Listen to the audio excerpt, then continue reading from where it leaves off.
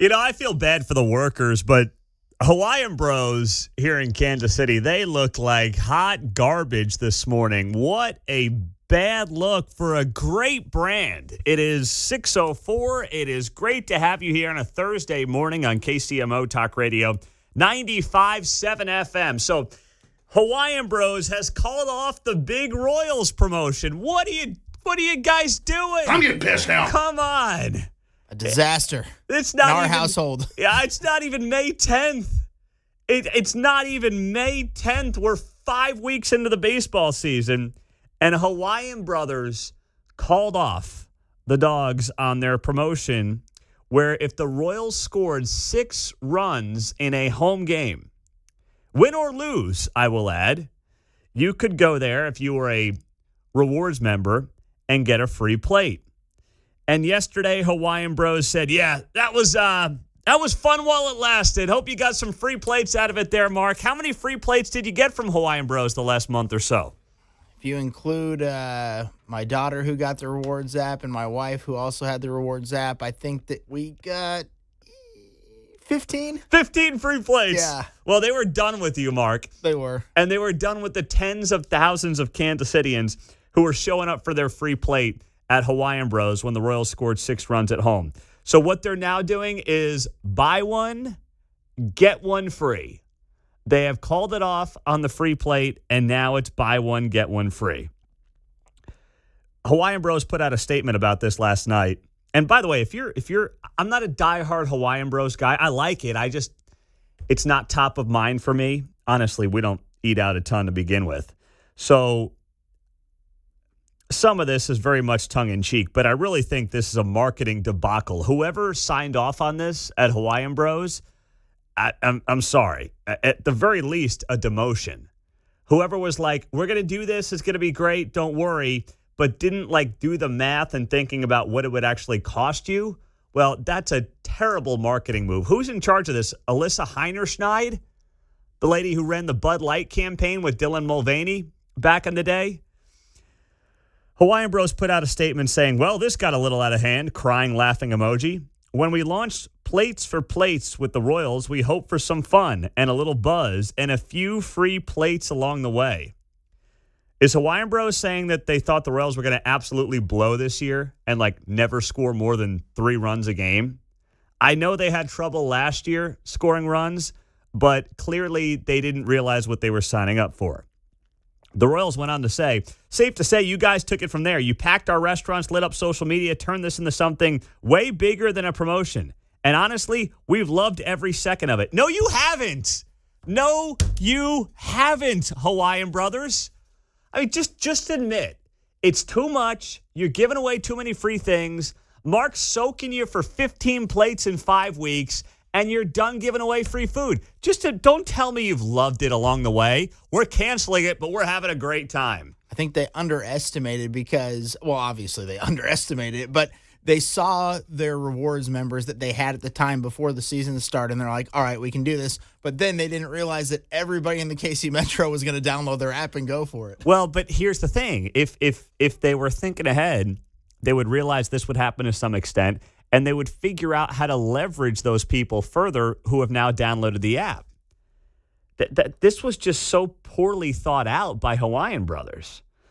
They go on to note here, our restaurant teams have been absolutely crushed in the best possible way, working around the clock to keep up with the response, the lines, the wave after wave of Royals fans showing up hungry. So to keep Plates for Plates sustainable, exciting, and alive for the long haul, we're making an adjustment beginning immediately. When the Royals plate 6 or more runs at home, Hawaiian Bros Rewards members will unlock a free classic plate lunch with the purchase of a plate lunch the next day.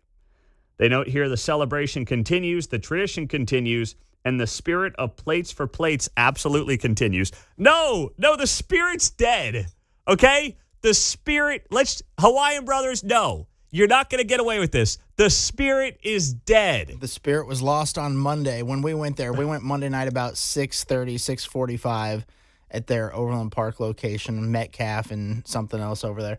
Anyway, I feel like either people didn't show up to work because they knew the Royals scored the 6 runs, or people maybe quit on the job because there was 2 people working plus the manager. How long was the line? When we went, it wasn't terrible. There was a lot of people to go ordering, so there was probably like 25 plates just sitting there, which is absolutely crazy. Wow. But yeah, only 2 workers and 1 manager. That's rough. That is rough.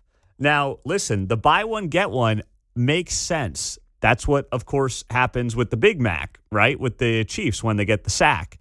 The following Monday, you get the Big Mac, buy one, get one. Yeah, if they would have done that before the season, there would be no uproar right now. Of course, of course. I mean, that makes sense, all right? You get people into your store, you give them something free after they buy it. That's how it's done. But they went all in. They said free plates. And they acted like it's not 2026. Social media is not going to pick up on this, and everybody and their mother's going to be looking for something free at a Hawaiian Brothers. And now they put out this statement, which I get they were trying to have fun with this, but at the same time, they're like, this is awesome. We're loving it. It's been wild. You guys are the best, but we're canceling it. Just stop. Come on, stop. And when you sign up for your rewards membership, you also get a free Dole Whip, which is their classic dessert, which is very tasty. But so they were having to give out the free plate plus the free dessert. So they were probably, way over their heads. They were getting smoked. And Mark, you're right. If people are like quitting because they're like, I can't handle these days when the Royals score 6 runs at home because we just get bombarded with people wanting free stuff. Well, you know what? Shame on the marketing team. Shame on the corporate side of Hawaiian Bros who thought this was going to be a good idea, who thought it was going to be all fun and games. It's a marketing lesson. Just like Dylan Mulvaney was a marketing 101 lesson for people that want to get into that sector and into that business, this from Hawaiian Brothers here in Kansas City can be the exact same thing. Okay? Yes. We all know about the Big Mac deal with the Chiefs. It works when it's buy one, get one.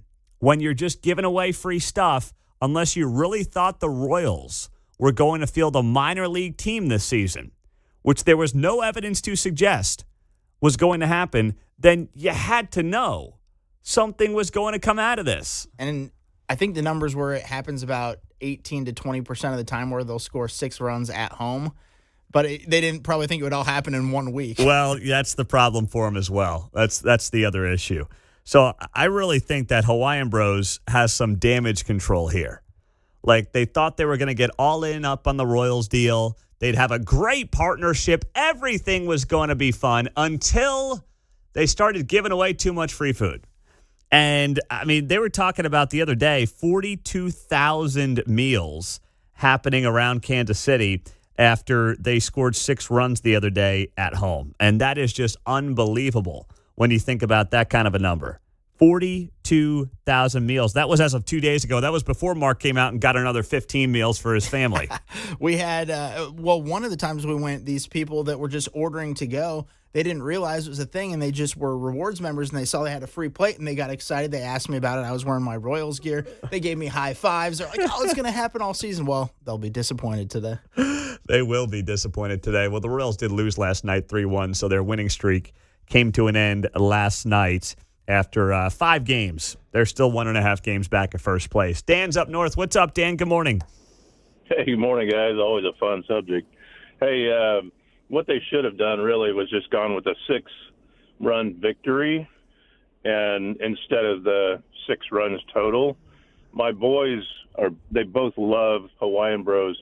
And you know what's funny is they were watching more of their stock. They're really into, buying and selling stocks, and they watch a stock and they were like, oh, no, we're not going to go back there anymore. We're not going to support this. So it was really interesting watching everything unfold. Wait, you mean I don't think Hawaiian Bros is publicly traded. Well, they were watching I don't think they were watching they were watching the stock or their value and how much money they were losing. Oh, okay. I guess it wasn't actually the stock price, but actually how much money they were losing over so many days. Yeah, they were getting, 42,000 meals. You do the math on that. That's not going to be pretty for them, to your point. So you're right, though. They could have done it one of two ways. Buy one, get one, or 6 runs with a win, which probably cuts you down at home, which probably cuts you down to maybe 10, 11 days a year. Absolutely. Yeah. But, the whole idea, too, of like, hey, we scored 6 runs. Well, if you lost 12-6, I mean, are people really juiced about that? And now you're just giving away free stuff anyway. So Yeah. they didn't think this through, Dan. Good call, brother. I appreciate it. Thanks so much. There you go. Dan up north kicking it off. Nice work on a Thursday morning here on KCMO Talk Radio. Now, there's something else he talked about the stock market there, something else that has me a little bent out of shape that's a little more serious than Hawaiian Bros. I'm having fun with them on a Thursday morning, but I know some people are going to show up for their free meals here in the coming days. They'll have missed the fact probably that Hawaiian Bros called this whole thing off, and they're going to be like, wait, what happened? Well, I'm getting awfully sick of something. I'm getting awfully sick of seeing some of this, what appears to be obvious insider trading going on around the war. What happened yesterday? Well, how about a $1 billion trade that took place ahead of an announcement or a report that the war may be winding down? I'm really getting sick of it, and I have the details for you next.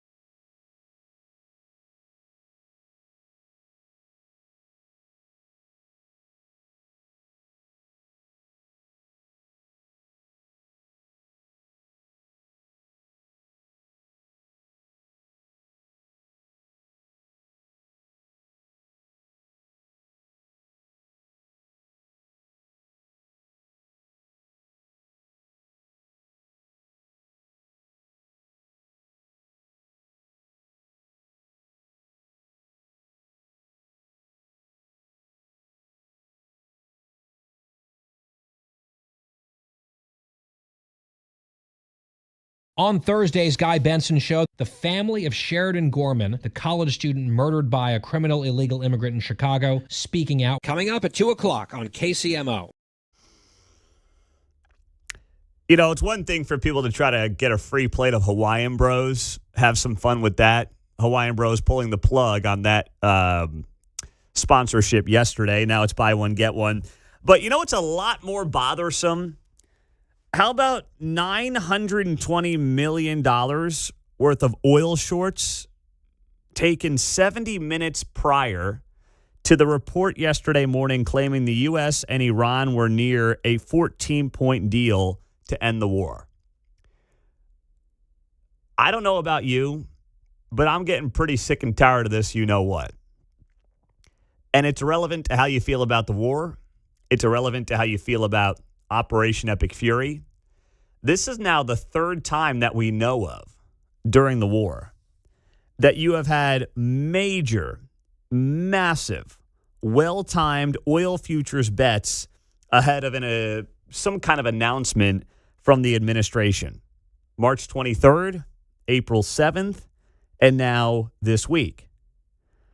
So, I mean, we're only hours old. This is, once again, yesterday at 3:40 in the morning Eastern time.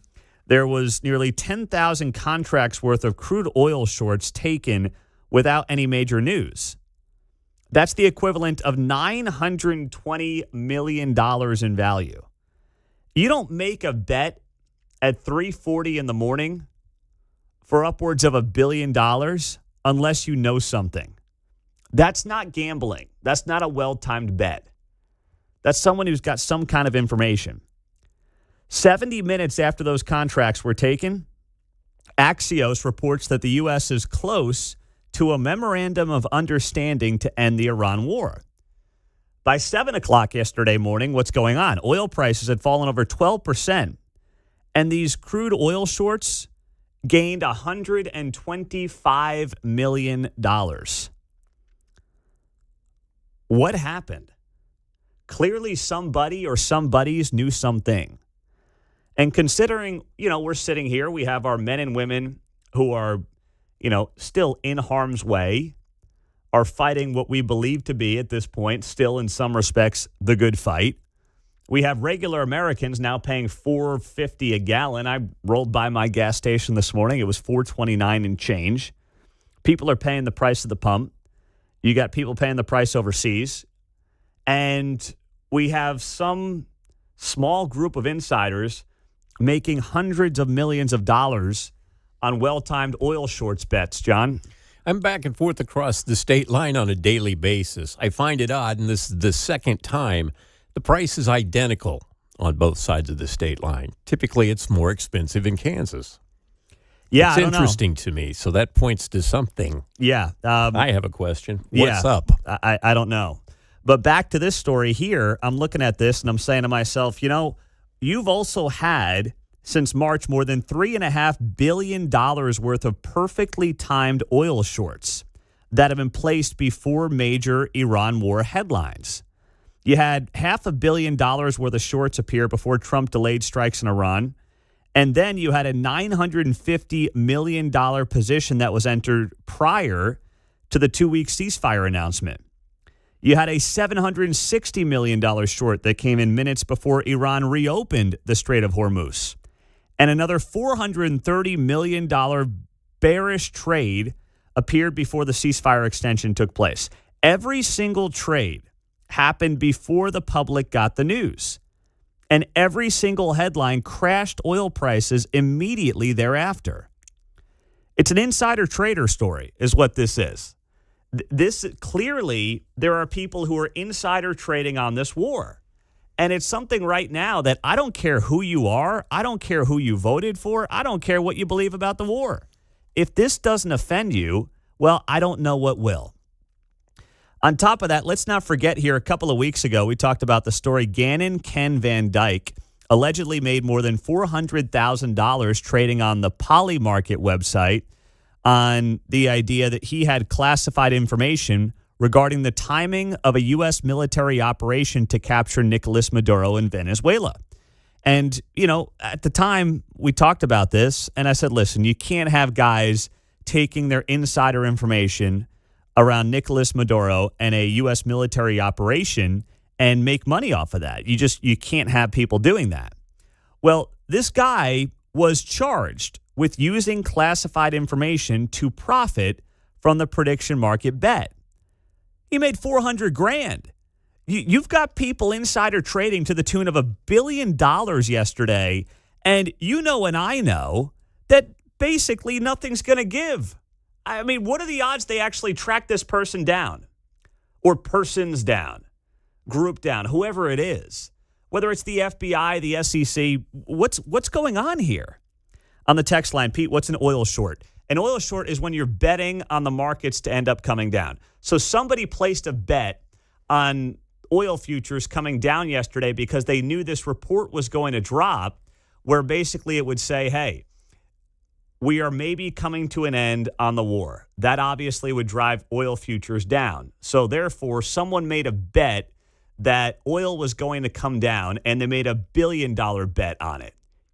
First off, who's got $1 billion in liquid cash to make a bet of that size? Secondarily, you're making that bet because you know something. You're not just rolling the dice and being like, I think this is a pretty good bet. I think I should bet on oil prices coming down.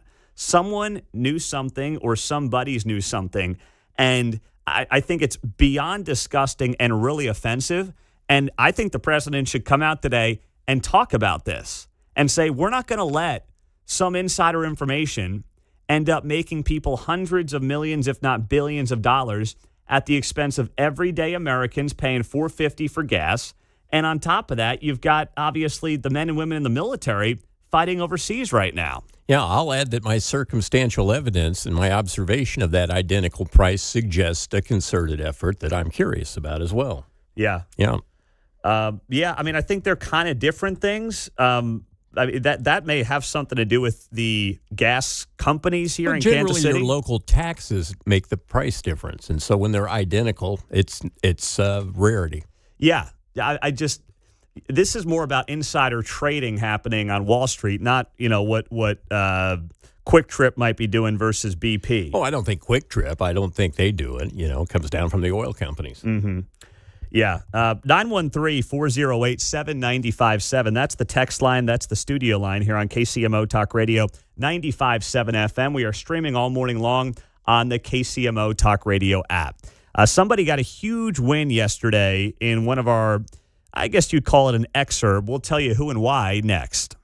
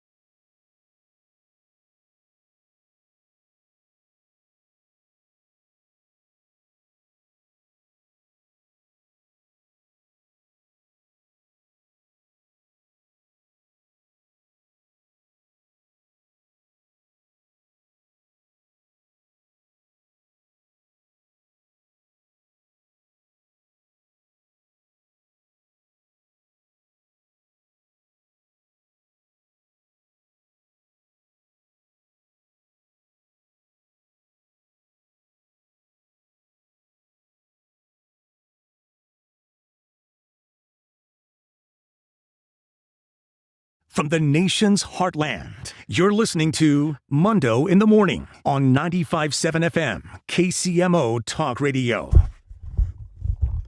Congratulations, Gardner. Way to go. You got a big win. The company that was considering building a data center right in your backyard has decided that they are going to pull out of the project. Beal Infrastructure announced it will not pursue development of the project any longer. And here's part of the reporting from KCTV5. Yeah, the city tells me the reason behind not offering incentives was a policy decision related to this specific development, and tells me that no other applications for data centers have been submitted to the city at this time. We spoke to one of the people who helped organize residents against it, and they packed the most recent council meeting earlier this week to speak out against this proposed data center. I think the city heard us at the meeting, and I think that we definitely had an impact. I think to some extent that these are inevitable, but I think that it's important that we voice our opinions and make sure that we follow the guidelines and the rules that were laid out for land and zoning and where these should go. So the plans for the data center were rumored to include 16 buildings across roughly 300 acres down in Gardner. And obviously there was uproar within the community. And what happened? The city said that no incentives would be granted for the data center, and Beal decided that they would withdraw its application. See, they don't care about your community. These data centers, you know, whether it's Independence, whether it's up north, whether it's out in DeSoto, anywhere, they all say, we love your community. Don't worry. We're going to kick in money to your schools. We love the kids. We love the schools. And then when someone says, hey, you can be here, you can, build your data center here, but you're not going to get a dime of incentives for us, suddenly they're like, yeah, about that. We're not interested anymore. It's so obvious what they're doing here. They're just looking for some kind of incentive package. They're looking for a sucker to foot the bill. And Gardner, to its credit, said, we're not going to do that anymore. It sure would be nice if other municipalities around Kansas City took a lead from Gardner, who said, you know what? No, we're not playing the incentive game with this data center. People don't want it. We don't see the value in it long term. We're out. We're not going to do this anymore, John. Spring Hill as well. Yes. Right. That's right. Spring Hill had that solid win. Mm-hmm. Well, in neighboring communities, they're like, hey, psst, coming your way. Heads up. Yes. And that credit to the work being done inside of these communities where they're getting the skinny before this stuff obviously gets finished up. There's some insider trading info we can use, right? That's valuable insider information, to your point. Like Independence, it was too little too late. That deal was done out there, and there was great uproar and outrage, and they were trying to figure out how to petition against it, but it was a done deal. They couldn't do anything in Independence. Liberty right now, I think, has got something going on we'll have to keep up with, too. That's right, yeah. I mean, it's all over. These companies are coming from California and other coastal states because the energy and electricity is cheaper here, the land's cheaper here. It's an easier way for them to do business. They don't care about Liberty. They don't care about independent school districts. Okay, they don't care about Gardner or Spring Hill or DeSoto or any. They don't care. They want a deal. And they think they can get a deal in the Kansas City area, and they think that in many cases, and they're not wrong to think this, there are enough suckers on the city council who will go along with it. And there are suckers on these city councils every single day. I mean, just yesterday, I had to call out a city councilman in Overland Park. His name is Drew Matrison. And Drew was bragging about how in Overland Park this week, they unanimously approved the rezoning for the new Black & Veatch headquarters, which includes 1 million square foot of office space, 162,000 square feet of retail space, 700 multifamily housing units, 88 townhomes, 25,000 square foot daycare, and a 250-room hotel. And Matrison on the Overland Park City Council has the balls to write here. Last night, the Overland Park City Council unanimously approved the rezoning of the Black & Veatch headquarters, which includes all the things I just listed. And then he writes, build, baby, build. It's like, bro, you gave away literally $300 million in taxpayer money to get the deal done, and you're walking around acting like some big swinging D about it. No, you gave away taxpayer money to a company that had been headquartered here forever. You're just retaining jobs.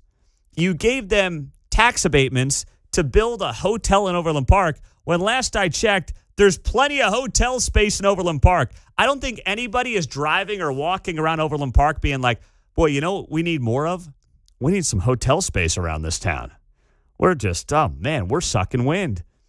Can't get a hotel room around here. When's the last time anybody said that about Overland Park? So they dumped $300 million in abatements in the Black and Veatch for a company that's already here, already has these jobs located here, and you want a pat on the back for building retail? By the way, does Overland Park have enough retail space? Anyone? Bueller? Yeah, I think they're okay on that front too. Townhomes, multifamily units. Wow, yeah, definitely don't have enough of those in Overland Park.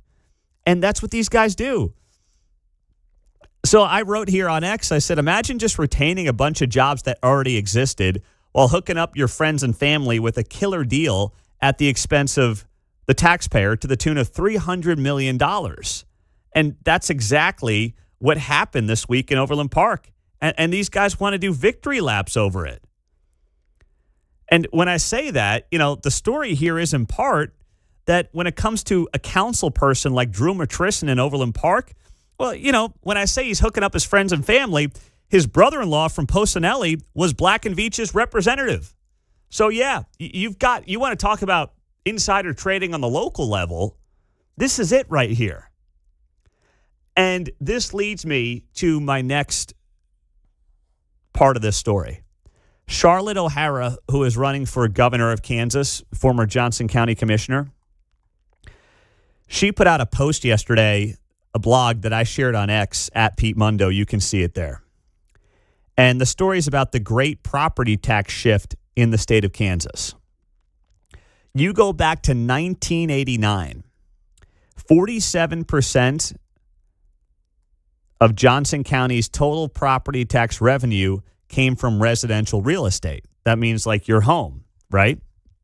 Today, that number is at least 70%. So why is that happening? Well, two reasons. One major reason, which is economic development. And then there's also an angle here on the reclassification and equalization, which, you know, we'll save for another conversation. But the economic development side of this is how we end up in a situation where regular homeowners are taking on more of the burden for Johnson County, Kansas, despite the fact that all these elected officials claim and insist, hey, we're giving away abatements, and in the end, it always works out for you. Okay? We're doing these abatements. We're bringing in these big commercial properties to keep your taxes lower. That's what they always say. That's their scam. But the data doesn't back it up. The data makes it very clear that today, Johnson County property owners, homeowners, residential owners are footing a bigger percentage of the bill than ever before in this county. When 35, 40 years ago, it was clear less than half of Johnson County's total property tax revenue came from residential real estate. That number's now 70%, despite the fact that Johnson County's talking about how quickly they're growing, how amazing things are, how they've got all these businesses coming in. Well, why aren't they footing the bill then? Why is the burden continuing to grow on the residential homeowner? Because their expenses keep going up and you can't get a tax break because they're too busy giving tax breaks to the data centers, to the Black and Veatches of the world, to, you know, the Chiefs, even though, of course, that's Wyandotte County, but Olathe's part of that too. That's why. That's why. That's it right there. The story is right in front of you. And Charlotte O'Hara, who I don't know, you know, if she's got a great chance to be the next governor of Kansas, she's not going to have the money. She's not going to have the institutional support of some of the other people in the race. But you know what? She's got a pretty compelling case, and she talks about things that I think are very relatable. And unlike some of the people she's running against, You know what? I think she would put her money where her mouth is if she gets into that governor's mansion. 913-408-7957 is our text line and our studio line right here on KCMO Talk Radio 95.7 FM. Coming up, we'll get to our 6 at 6. Top 6 stories in the 6 o'clock hour. We do it every morning at this time on KCMO.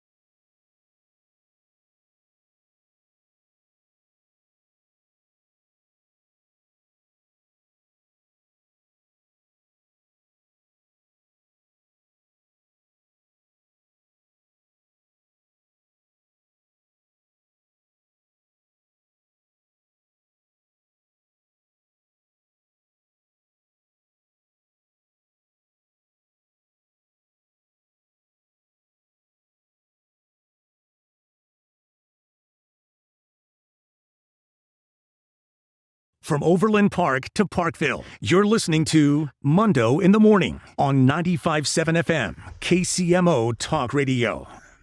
6:49, good morning. Glad you're here on KCMO Talk Radio. Happy Friday Eve. Let's get right to it.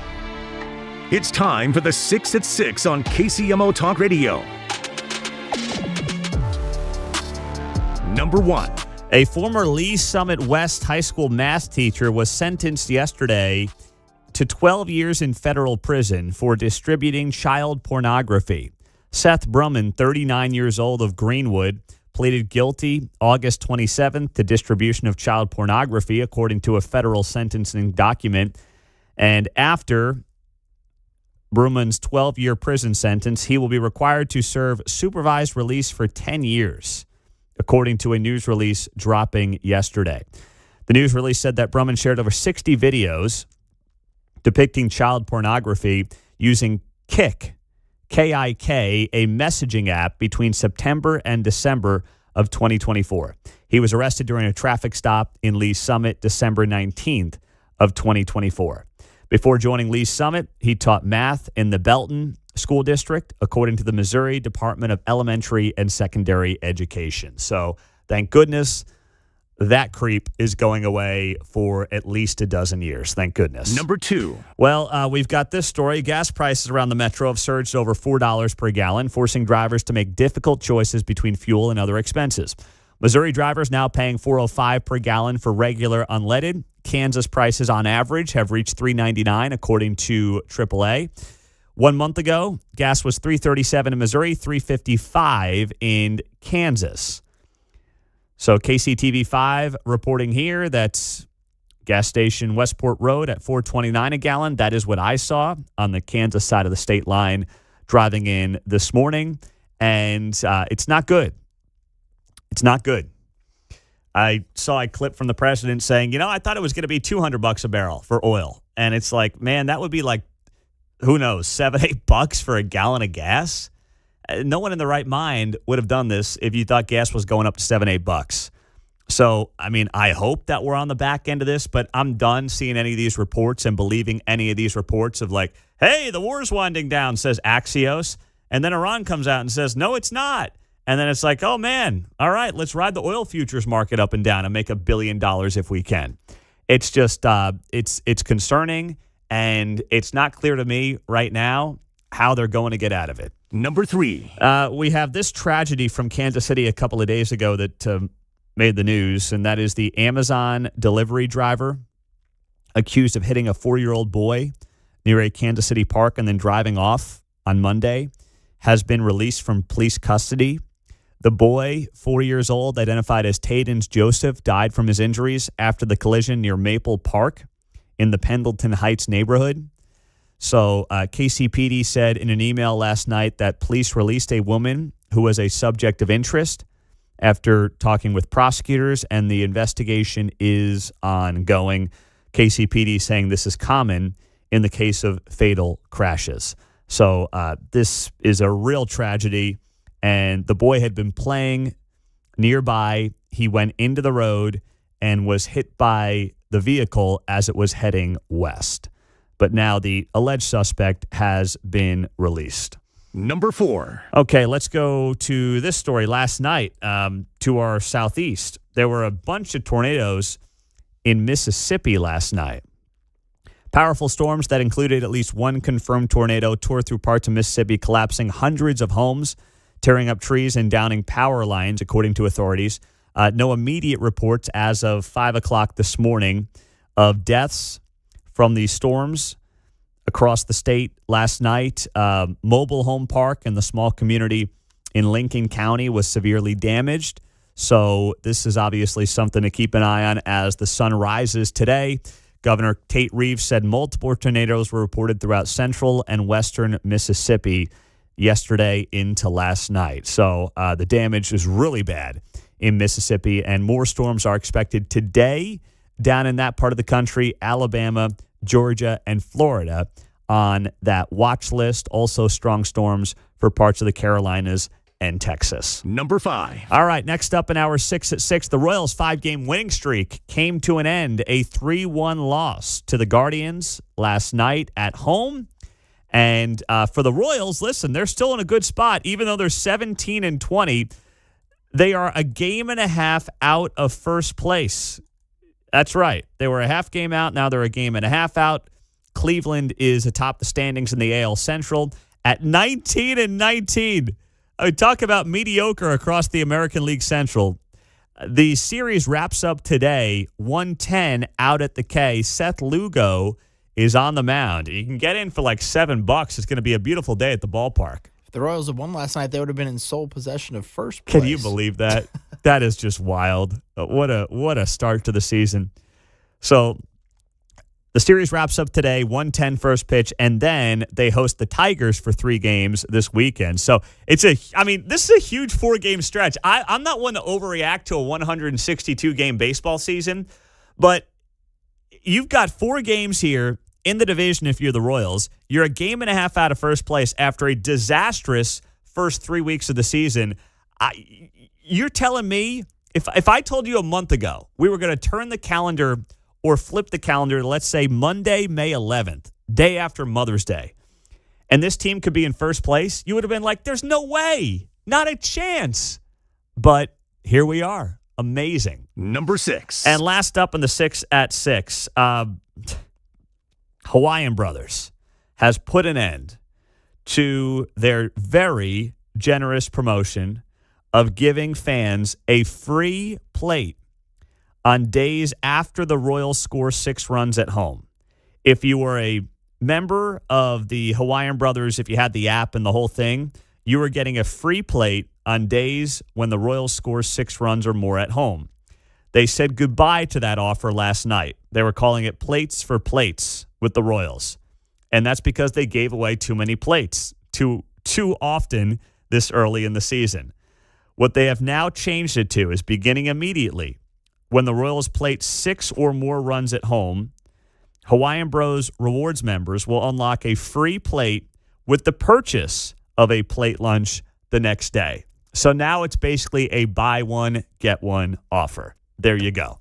6 at 6 is all wrapped up on KCMO. Coming up, why is a popular barbecue joint under attack for politics in this town? We'll tell you next.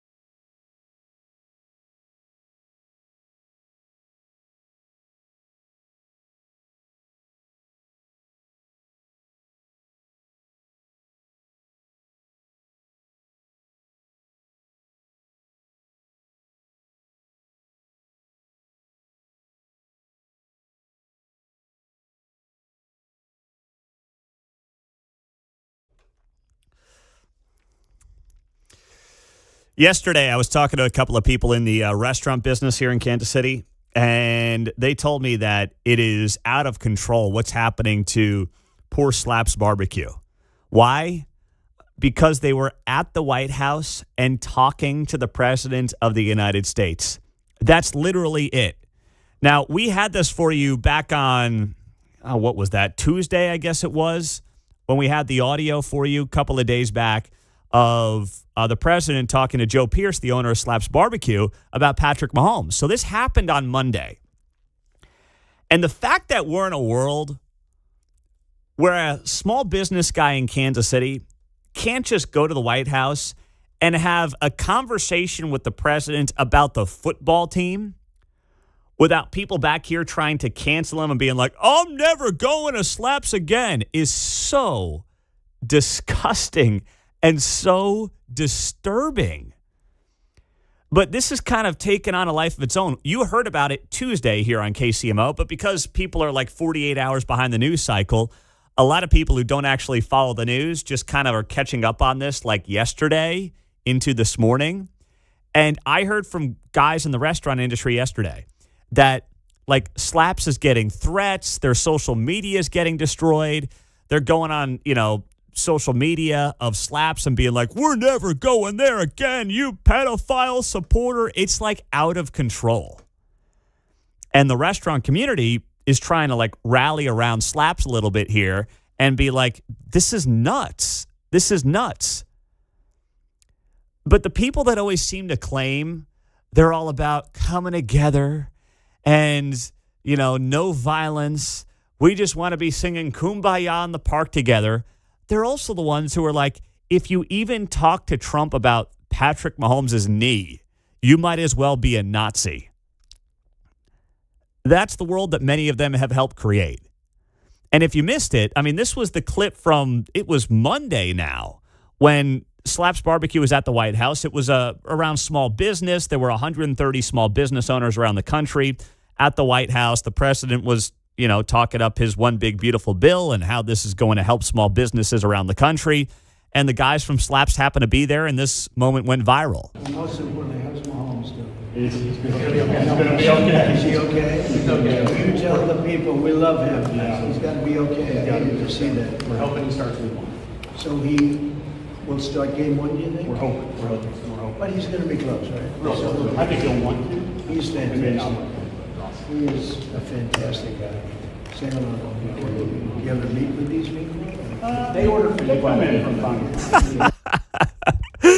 That was just vintage Trump, by the way. You tell Mahomes, we love him. He's the best. Oh, boy, his mother's a big MAGA supporter. She's a big fan of mine. And, oh, boy, we love you. Tell him I said hello. Do they ever show up, by the way, at the restaurant? And there's all these different posts I'm getting sent as well from people on social media. I mean, there's one that went viral yesterday. This dork named Harl Van Dersen writes on his Facebook, "Oh, dang. Slaps Barbecue was literally my favorite in Kansas City, but I guess the romance ends here. Anyone who would visit this orange POS in the White House and act friendly with them doesn't deserve my business." Okay, I'll tell you right now, if you are a small business owner and you get invited to the White House, if it's Joe Biden, if it's Donald Trump, just like if you're a sports team, you go because it's good for your business. There is no downside for your business to not go to the White House. You should be there, okay? Not just if it's the guy that you like or the person that you like in the White House. It doesn't matter. You go because it's the White House. That's why you go. And the fact that we're now talking about this and Slaps is like getting boycotted in some parts of Kansas City. At some point, we've got to decide when we want to start acting like adults again when it comes to just having reasonable political conversations and not just using every name under the sun and insisting, you know what? I'm not going to, this is not Bud Light, okay? This is not a Bud Light scenario here where they make a business decision in their marketing or in their product and you say, I'm going to boycott it because of a specific marketing decision that doesn't align with my values. This is, you get invited to the White House, not for some political event, right? It's not like they're talking about the war or they're going, down the road of like abortion or some kind of hot button issue.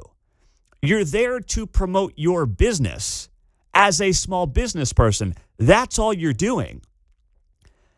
There's nothing there where you're like compromising values or anything like that. You're just there to promote your business. And the fact that we can't even do that in some cases anymore, that is so messed up. And it's sad, it's frustrating, but it's also bullying tactics. The people that do this are trying to bully anybody who might even be perceived as a potential supporter of Donald Trump as being quiet. That's the goal here. They are trying to beat people into silence and into submission. Now, I reached out to the Slaps guys. We have a couple of friends in common. I did not hear back. I'm guessing they just want to lay low. But how sad is that? Because I wanted to have them on just to be like, what's it like being at the White House? What's it like interacting with the President of the United States? How was that interaction that's gone viral? I don't care about Slaps' policy or views on the war. I don't care. I mean, it's no offense to those guys. I don't care. I don't care about their views on, really most public policy. I just want to ask them about going to the White House. And you would think that someone in local TV media would try to track those guys down too. And maybe they haven't. They've turned them down because they don't want more backlash. But what does that tell you when they're afraid of backlash? Let's go to Mark. He's in Lenexa. Mark, good morning. You're on KCMO. Hey, Pete, I just wanted to say I used to do barbecues. I was a weekend warrior, and then I was told that we had 2 kids in 2 years, and those days had to come to an end. But that guy couldn't have been nicer. Everyone knew he was competing for the championships, but he would talk to you. He'd give you secrets on how you could improve your barbecue. Well, some of those other guys they wouldn't give you the time of the day. But that guy couldn't have been a nicer guy. You talking about Joe Pierce, his brother? Yes, sir. The guy that started with his original Slaps Barbecue. They were just. He was the greatest guy. Like I said, a lot of those guys are cutthroat when they go to those the competitions. Joe couldn't have been kinder. He'd share, hey, you might try that next time, even though you knew you were competing against him. I mean, he was a hell of a nice guy. That's pretty cool. That's like getting jump shot tips from Michael Jordan, knowing full well he's still going to beat you in one-on-one anyway. Oh, yeah, or Larry Bird telling you, I'm going to do this. Yeah. Thanks, Mark. I appreciate that story, man. That's good stuff.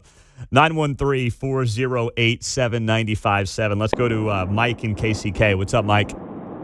Yeah, this is just another example of woke bullying. And it's not necessarily even to Trump. It's anybody that disagrees with their narrow worldview that get on their keyboards.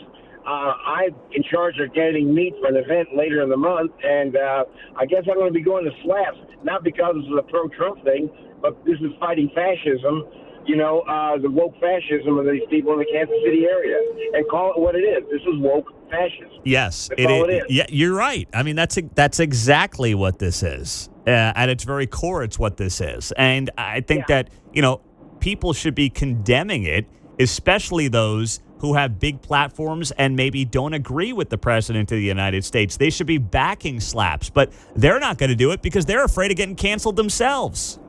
Well, I don't agree with a lot of what Trump is. He's boisterous. He's loud. I think stopping Iran from having the nukes is a good idea. But, they don't want to give him credit for it because they don't want him to get the credit. But the bottom line is this has nothing to do with Trump. This is fighting woke fascism. We're like the French resistance or the Polish resistance during World War II fighting their fascists that had taken over their places. Yeah. This is what we all got to do. Every one of your listeners, every time the woke come up with something, you've got to sit there and fight them wherever you can. And right now we use our pocketbooks and our wallets to fight them. Yeah. Thank you, Mike. Appreciate you. 913-408-7957 on the text line. Pete, how come people on the right aren't supporting Slaps? Where's the support? No, I hope they do. I hope people on the left and the right support Slaps so that the way out there, woke left, doesn't end up winning in any way, shape, or form. Victor's on KCMO. What's up, Vic? Absolutely. That's exactly my point. The thing is, for every idiot out there who's saying, I'm not going to go because of this, there's 3 or 4 conservatives who are saying, you know what, I've never been there, but I know I will now. It's right down the street. Well, it's right across the river from me, but I'm going to make a special effort. My wife's son's in town. I think we're going to make a special effort to go down to Slabs and give it a try. And, about the free speech thing, it amazes me. The same people that are out to mutilate children, they won't, go to some place that actually has good barbecue. I don't get their free speech. It's like there's no freedom with these people. They've got to twist themselves in the pretzels to make sense of their own arguments, Yeah, there's no common sense. No, it's lost. Thank you, Victor. Enjoy your time at Slaps, buddy. Let us know how it is. Absolutely. All right, I'm sure there you it's go. going to be great. Yeah, it's going to be good. Very good. On the text line, Pete, in my 27 years on this earth, I haven't had Slaps, but I will now. That's all it's about. Just support small business, especially when they're under attack for literally doing nothing other than having a conversation about Patrick Mahomes with the president of the United States. That's literally what they're being condemned for. And if you type in Slaps Barbecue on like X or any of the social media platforms, you'll see some of the people going after them. This one guy, Austin, writes here on X, Slaps Barbecue is never good anyways. Okay. All right there, big man. Good comeback, posse. Oh, my gosh. 913-408-7957. That's the text line and the studio line. 7:15 on a Thursday morning on KCMO. Mayor Lucas will be back this morning in 20 minutes. I think we missed him last week, so he'll be back coming up at 7:30 on KCMO. Our Ask Mundo Anything segment coming up at 8:45. Do not miss that. Hey, you want to work for Adam Hamilton? You can make a lot of money doing it. I've got the numbers here I'll share with you coming up next. All right, speaking of food, maybe you got something to cater coming up here, a graduation party. You've got Mother's Day this weekend. Whatever it might be, you got to pick up food, right? Well, Hy-Vee, get the Perks Plus membership, and you will get free delivery to your house. Save time on the shopping. We all got to do that these days. Or you get the pickup orders as well. And if you have the Perks Plus membership, which I have, well, you get priority pickup in the process. So go to Hy-Vee.com or just open up the Hy-Vee app. Let them do the shopping for you. You can't beat it. Only at Hy-Vee.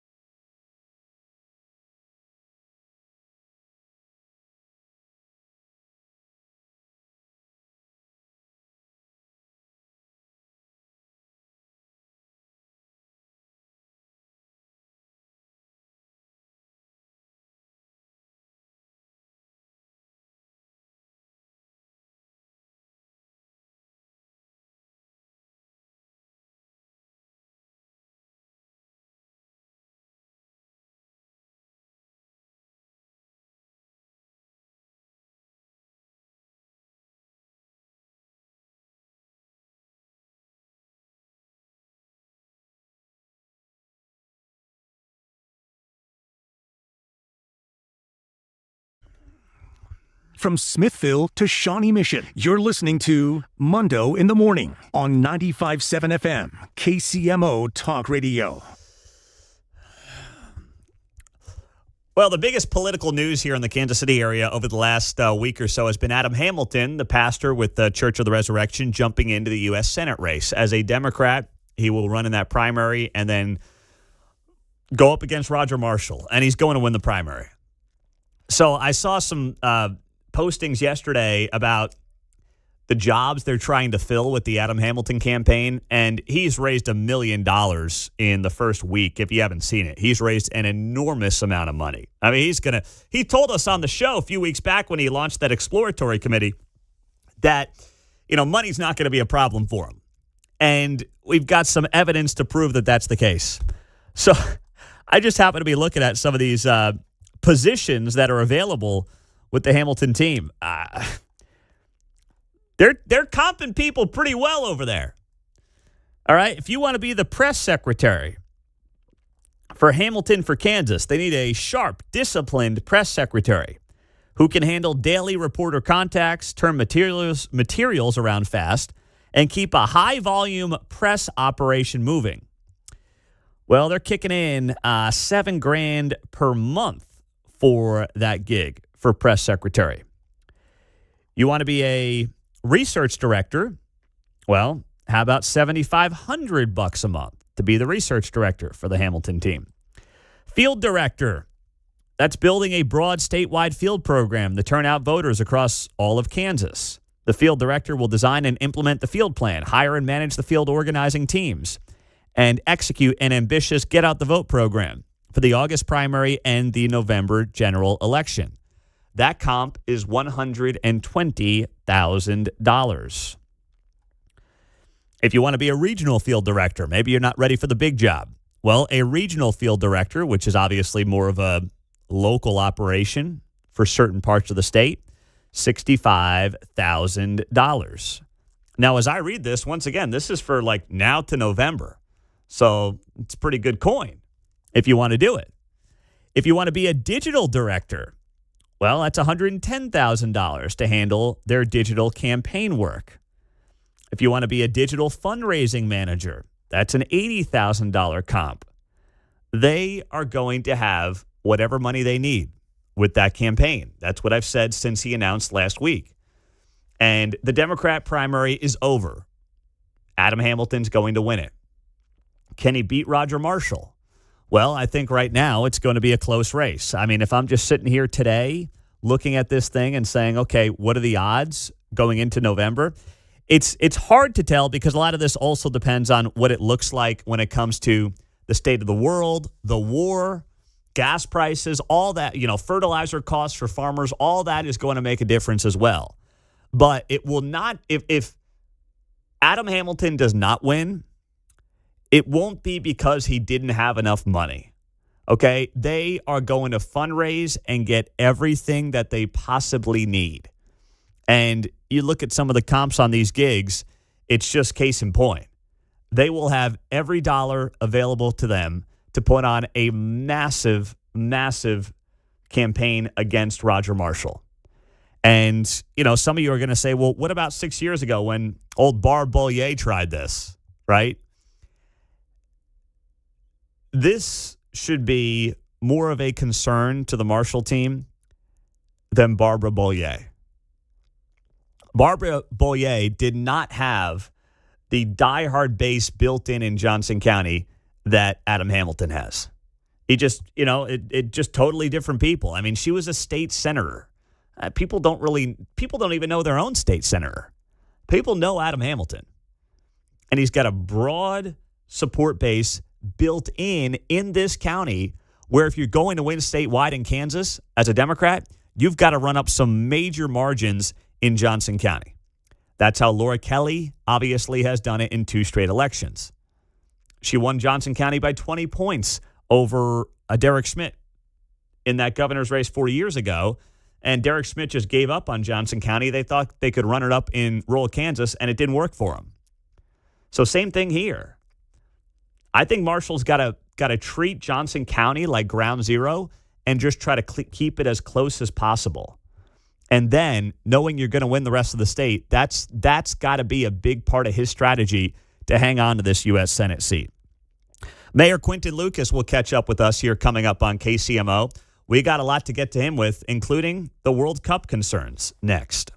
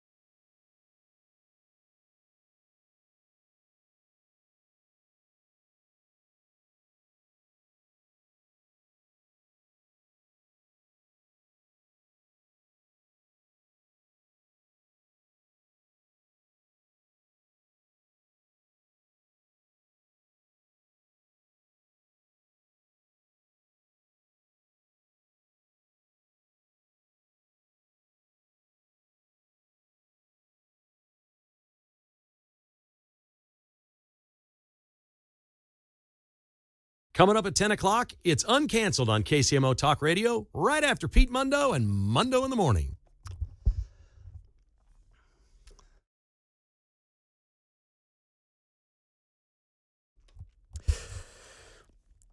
Well, it's always great to welcome on the mayor of Kansas City. Quinton Lucas is here on KCMO Talk Radio 95.7 FM. You can stream us, as always, at kcmotalkradio.com or on your smart speaker. Mr. Mayor, good morning. Thanks for being here, as always. I want to start off with the conversation that's happening around Kansas City this week, and that is concerns around the World Cup and whether or not the travel will live up to the expectations tourism-wise. How concerned are you right now? Not at all. So I've talked to KC 2026, I think FIFA as well. Obviously, there are issues going on around the world, things that we don't control. We certainly don't control the entry process for people coming from overseas. That being said, this is, I think, going to be a huge tournament for us. We're seeing businesses getting ready. And I think that there is obviously a lot of doomsday discussion early, but we need to share a few important things. One, why this is important for Kansas Cityans. There will be some matches that have great global attention, some matches that may not have as much with smaller countries. For all of them, though, this is something that I think is a great, unique experience for Kansas Cityans. And so I'm looking forward to it. I think our hotels are looking forward to it. Some of it is the fact that everybody's so excited that you expect to see a lot more, perhaps, but I think it is coming along well, and you're going to hear information in the days and weeks ahead about how we're really looking at flight capacity coming ahead, how we're looking at hotel room availability, and I think it's going to be positive for Kansas City. What information has FIFA and or KC 2026 shared that is kind of calming any concerns that you might have?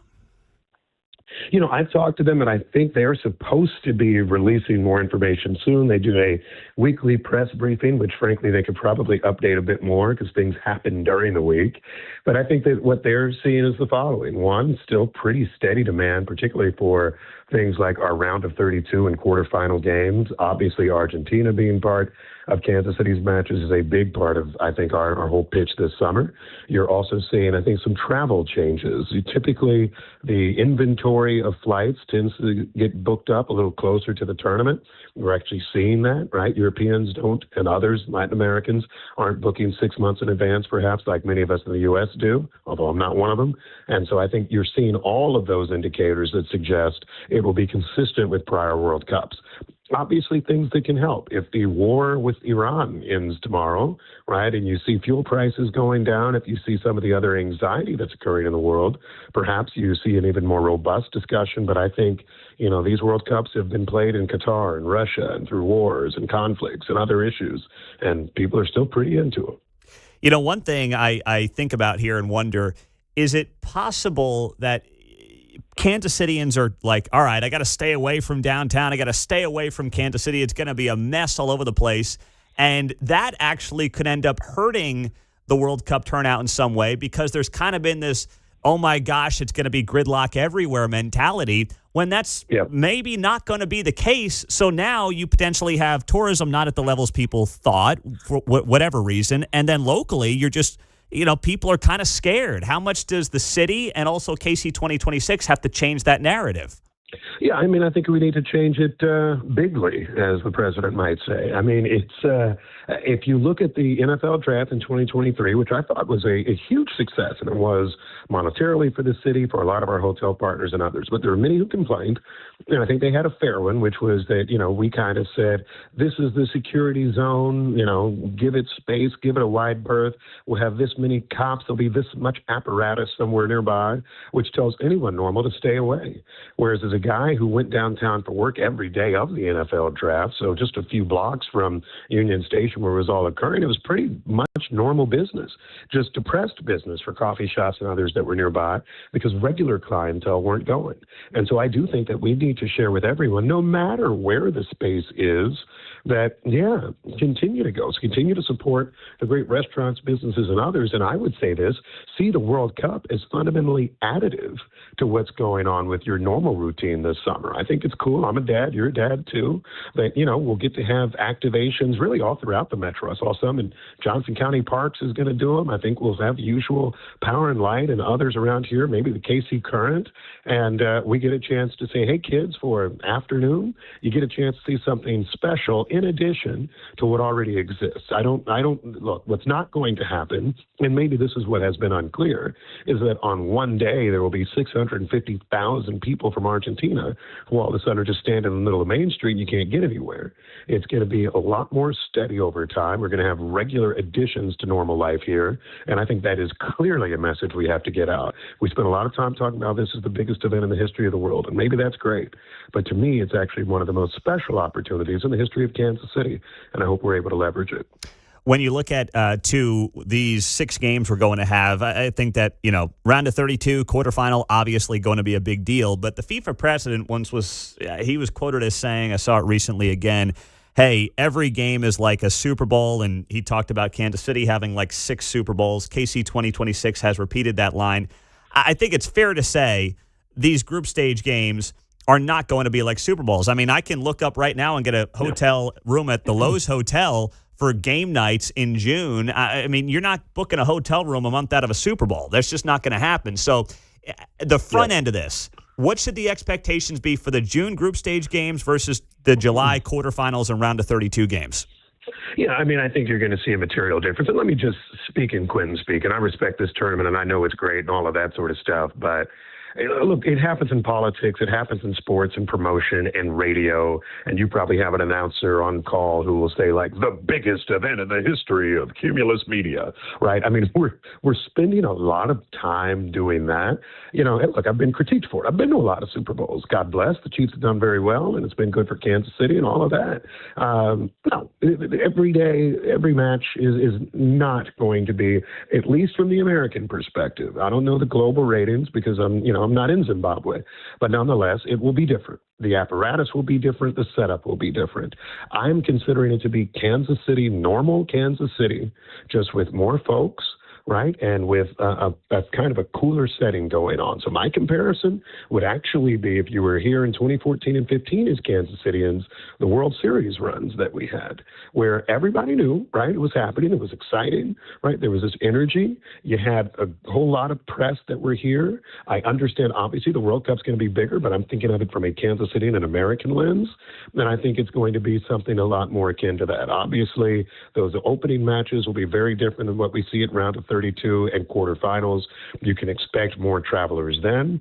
A lot of those, of course, won't book until the time at which they know their teams will be there. We do expect probably those higher prices for hotel rooms and beyond. Another issue with the hotel rooms was that FIFA itself booked up a ton of hotel rooms, and then in recent weeks started releasing them all back onto the market. And so, yeah, a lot of hoteliers are saying, hey, wait a minute, right? We thought we were booked up, but I think it was an opportunity for them rather than being capped at a rate of, let's say, $300 a night. They can charge whoever knows what if we have, Argentina and Portugal here at some point. So, who are they booking them for? Do you know who are they booking them for?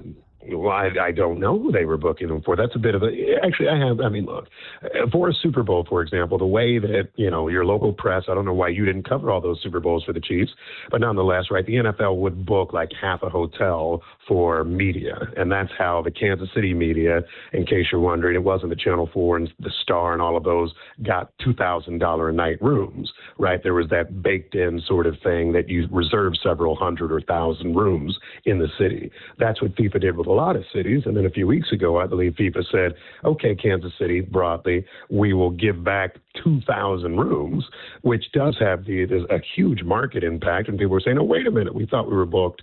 I think that does recover. It takes time. It is classic supply and demand. And for a moment, there was just way too much supply on the market. And I think that's going to right size itself. So does that mean then that the media, where they book in them, like you said, I mean, you're right. That's typically how it works. These rooms will be blocked off for media or, special visitors or things like that. Does that mean then that they're not expecting the media or special visitor visits to Kansas City to be what they thought they were going to be? Now, that may well be the case. And I think that, may make sense. if I'm correct, memory serves me correct, you likely, they likely did the blocking off before we knew the teams and countries. And I love every country coming here, and every country is special. But Curacao is going to bring a different, which is the size of Overland Park, I believe, it's going to bring a different perspective than Argentina, right? We may get every media person and mayor from relevant towns and minister and all that sort of stuff who comes to an Argentina match. For Curacao, if it's smaller than Overland Park, Kansas, first of all, there are only so many people who will come. You may not get almost any. There'll be a different type of press coverage sort of thing. And so you just don't need rooms. For Argentina, you might need 500 rooms. For Curacao, you may need 15. And I think it was that right sizing and looking at where people were assigned that's an issue. A fair critique would be, though, right? Should we have blocked off that many from the jump? I have issues there. I think if you look at the Truman Sports Complex, the parking lots we're going to have blocked off broadly, the whole thing. Question I've raised is, do we need to block off the whole darn thing of like 22,000 spaces? But, this is kind of the give and take that we have with FIFA. And it's why some states like New Jersey, you've seen some fights back and forth. Kansas City likes to resolve things, though, in a more productive way than my friends from the Garden State. And will continue to do so and pull off a great cup. Mayor Lucas is here at KCMO. I don't usually take audience questions, but I got a thoughtful email yesterday from a resident on the West Side who said that there were young teenage kids, or not young teenage, but they were teenage kids. They were street racing around town, and his car and his neighbor's car got totaled, and it was a whole deal. I know that, you've worked hard on this issue the last couple of years. It hasn't gotten nearly as much attention as maybe 2 years ago. Hopefully that's because things are starting to trend in the right direction. But what do you say to these residents who are still dealing with these issues, and what more, if anything, can KCPD do about it? I think the issue, homicides are down in Kansas City. Shootings are down in Kansas City. The issue we are dealing with right now are younger and younger, I'll say, offenders. To some people, it's a 16-year-old just looking for something to do. To others, it's somebody who's committing a real criminal offense. I think in some ways it's a mix of both. But I think the interventions that the typical American city has tried over the last 30 years, which are, hey, we'll open up a gym and basketball. We'll give you 1,000 different resources. Do you want to do this, that, or the other? And largely, there's a set of kids who say, no, Lucas, I don't care if you give me free basketball, free whatever, games, all that sort of stuff. We kind of want to stand around outside and maybe get involved in things. And in fairness, to the extent I can remember when I was a teenager, the unstructured activities where all the fun was, because, who wants to be there with the chaperones?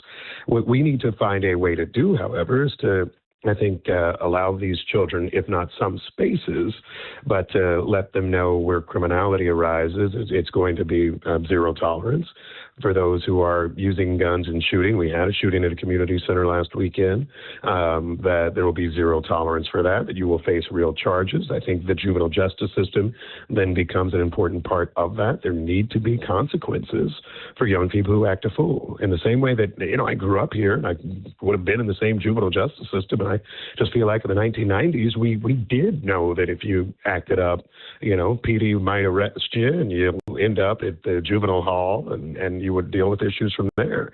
That fear doesn't seem to exist. I think that is the number one issue that you see not just in Kansas City, but in places like Chicago or over these weekends where you see the huge brawls and they become big things. Now, I don't want a bunch of cops having to, break up a riot of 17-year-olds who start by throwing tomatoes at each other and then somebody pulls out a gun. I mean, it's ridiculous now, and we're going to continue to try to intervene where we can, but I do think enforcement and consequences are a big part of it, even for younger offenders, so they stop being offenders very young in the process. Mm-hmm. Mayor Lucas on KCMO. Mr. Mayor, we appreciate the time as always. Thank you for being here, and we will talk to you next week. Have a great weekend. Hey, have a great weekend, everybody. All right, you as well. That's Mayor Lucas on KCMO Talk Radio 95.7 FM, 913-408-7957. That World Cup thing is driving me nuts. If FIFA's picking up thousands of rooms and then being like 2 months before, you know what? We don't need these. Is that part of the FIFA grift and scam to begin with? And then it makes you wonder, why do some of these states and cities keep falling for it? I mean, listen, FIFA's got a reputation that's right up there with the mob. Let's be honest. Is anybody shocked when they start implementing mob-style tactics? 913-408-7957. That's the studio line and the text line. We also are going to have on Police Chief Stacey Graves at 9 o'clock. So don't miss that conversation right here on KCMO Talk Radio 95.7 FM. And we are streaming on the KCMO Talk Radio app.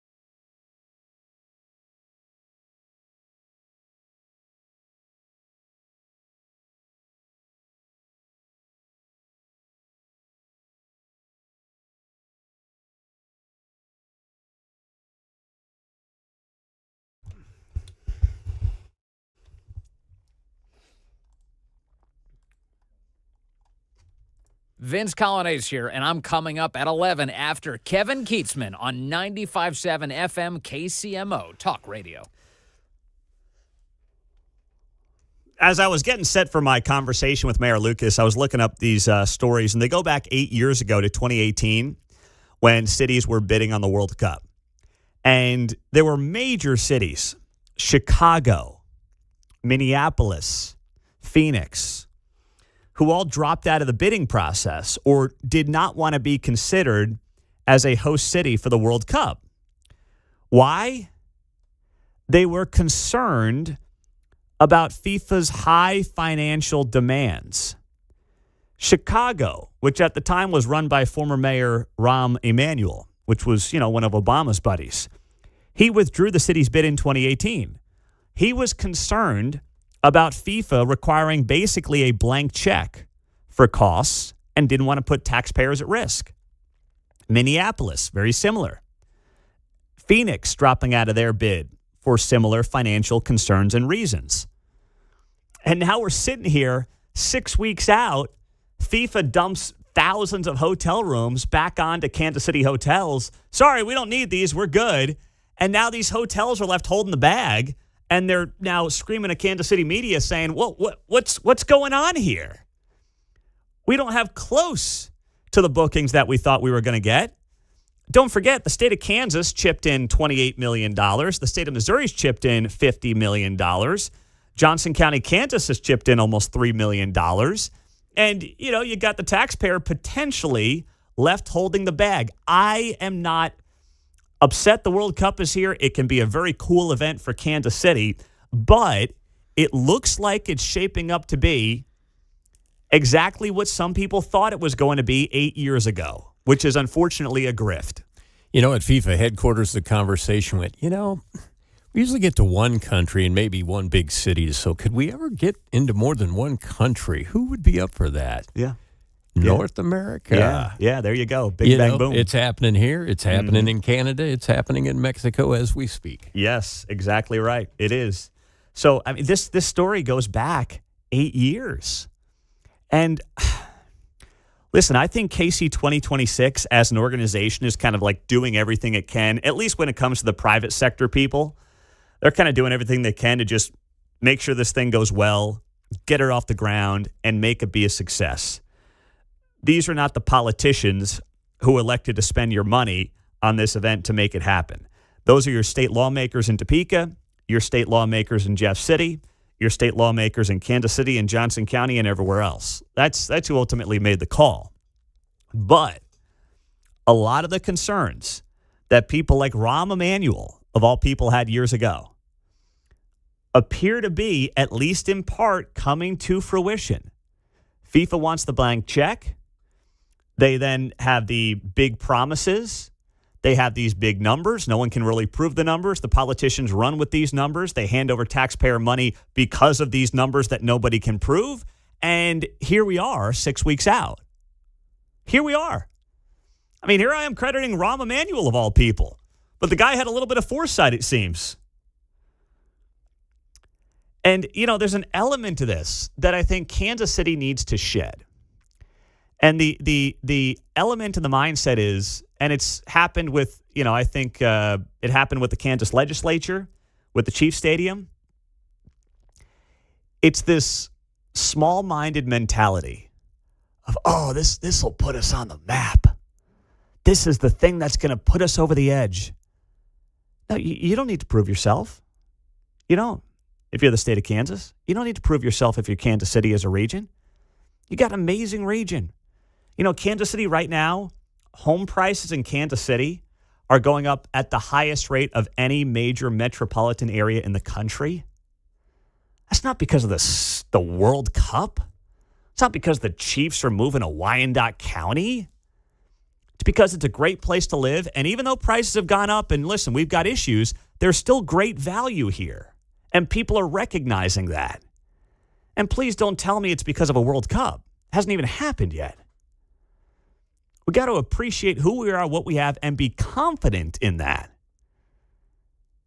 Not having the little man mentality of, what are we going to do to prove ourselves to be 6 inches taller than we really are? Got to get some platform shoes. No, Be confident in who you are.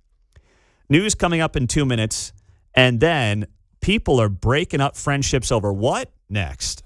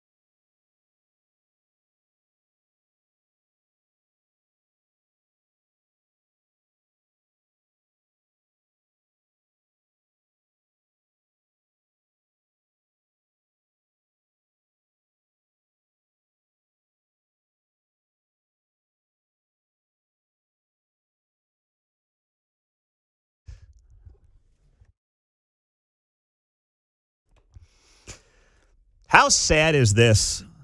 Political breakups are happening all over the place. 37% of Americans say that they've experienced a political breakup with a friend, a family member, a coworker, or a romantic partner at some point in their lives. This study was done by UC Irvine in California, along with YouGov.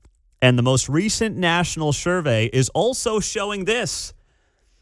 Democrats are more likely to have experienced a political breakup than Republicans by a wide margin. Now, that doesn't surprise me one bit. And if you've had a horrible political breakup, well, I want to hear them. I'll play, I don't know, you want to call it Maury Povich, Delilah, whatever you want to call it. I mean, I like Maury a little more than Delilah. That's just me. I want to hear the story at 913-408-7957. So the data shows here that 29% of Republicans have experienced a political breakup with a friend or a family member or a coworker. Half of Democrats have done that. Independents fell in between at 39%.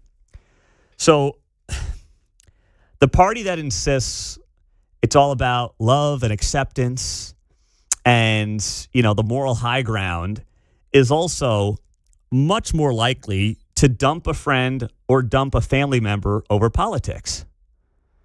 Now, of course, if you think that the guy in the White House is the second coming of Hitler, I guess I kind of understand that. Like, when you believe that level of craziness, that's how you get to a place where people will say, I can't be a friend with someone who voted for a guy who's like, you know, Hitler 2.0.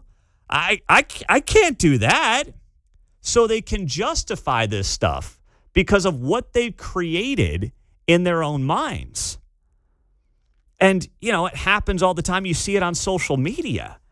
The rhetoric that I've received on social media, and I'm not looking for any sympathy here. It comes with the territory, comes with the job. It doesn't bother me. I don't even see a lot of it because I can't keep up with Facebook comments and X and not so much Instagram. That's just, you know, lifestyle stuff I put on there once in a while. But it's crazy. Like, the things that are being said about Trump right now are even crazier than they were during his first term.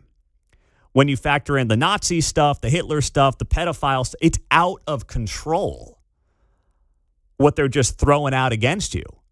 I mean, heck, they've done some of this stuff to, like, Kate on social media. It's gross. And it's happening on a regular basis. And then you wonder why people who self-identify as Democrats are more likely to find themselves in a situation where they're dealing with political breakups in their everyday lives because they're buying what now has become mainstream on some of the cable news channels, on some of the mainstream news channels, and they're platforming these crazy people. They're giving them a microphone to say some of the most outlandish things that used to be just in corners of the internet when, like, some guy with the username Joe Blow 2564 would say something dumb with an avatar that, you know, was like a question mark. Now it's like, no, here's a guy on TV explaining why Trump's like, you know, Hitler. Here's Hakeem Jeffries and Nancy Pelosi making Hitler comparisons, which they were doing during the 2024 campaign. Don't stand anywhere near Nancy when she's talking. You're getting beamed by that hand that flies around where she's always looks like a marionette. Yeah, or her teeth might fall out, one or the other. You know, those dentures, man, they're unbelievable. 913-408-7957 is our studio line here on KCMO. John's in Independence. What's up, John? Good morning. You crack me up. Their teeth fall out. Well, just call it like it is, brother. Well, yeah, I relate to all this because when I was single, like back in the 80s and into the early 90s, people I used to run around with, they were like, they were very adamantly opposed to, like, Republicans and stuff and all the hateful stuff they would say about Reagan. I would just keep my mouth shut. You know, I didn't want to bring it up. You know, I didn't want to get into conversations about that stuff, like, because I enjoyed being friends with them. But once, like, Facebook came along and I started, like, posting my opinion about stuff, man, they flew into a rage, like, how stupid can you be? And what's wrong with you? And you must be a fool to follow this, and blah, blah, blah, blah, blah.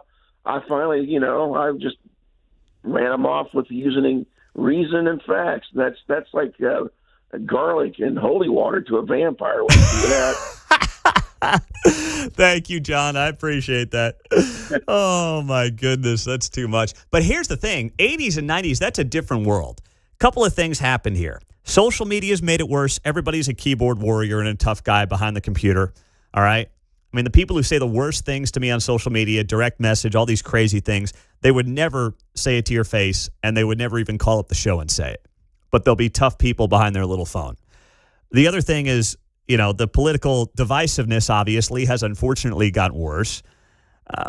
When you think about, really, Obama set the stage for Trump. And as much as I agree with the vast majority of Trump's policies, listen, he's not exactly been unifying at times with his messaging, to put it politely. He just hasn't been. So you've got all these things that have come together and created this perfect storm. On the text line, 913-408-7957. Pete, if James Carville and Mary Madeline can work, everybody should be able to make it work as well. See, I disagree. That was a different time in America. And by the way, James Carville, have you seen the guy? He's it looks like he should be in an insane asylum, James Carville, with some of these wild rants he's going on lately. I don't know how she puts up with it. And they're known as like a cross-aisle marriage, probably the most famous cross-aisle marriage that exists in American politics. She worked for Dick Cheney. James Carville, obviously, claimed the fame as helping Bill Clinton back in the 90s, but he's totally lost it, that guy. I'm convinced that she's blind, deaf, or both at this point because nobody would put up with Carville with the way he's acting lately. No kidding. How could you live with that? I don't know. I don't know. I really don't. Glenn's in Basehor. Hey, Glenn, you're on KCMO. Morning, Pete. Yes, I have to admit, Trump derangement syndrome's very alive and well. I've got friends 50 years. We went to grade school together. I cannot comment on their Facebook pages. They just completely lose it. Some guy friends we used to all get together, breakfast in the mornings, quit showing up because they cannot talk about, just talking about politics. And the left, who is open-minded and kind-hearted, that's all they got to run off of is hate. Well, let me ask you this, though, Glenn. Like, I grew up with a bunch of guys. There's probably 6, 7, 8 of us that are still pretty close, group text, known each other for 30 years at this point. Most of us lean right. There's a couple of guys that I'm not even totally sure might lean left to center, but they're not like diehard liberals. But when we get together, and it's not often because we're all spread around the country, politics never comes up. Like, we just don't talk about it. Do you, like, why and how does politics come up when you're just hanging out with guy friends of 50 years? Oh, we do talk about politics sometimes. Like, say something's going on, taxes go up.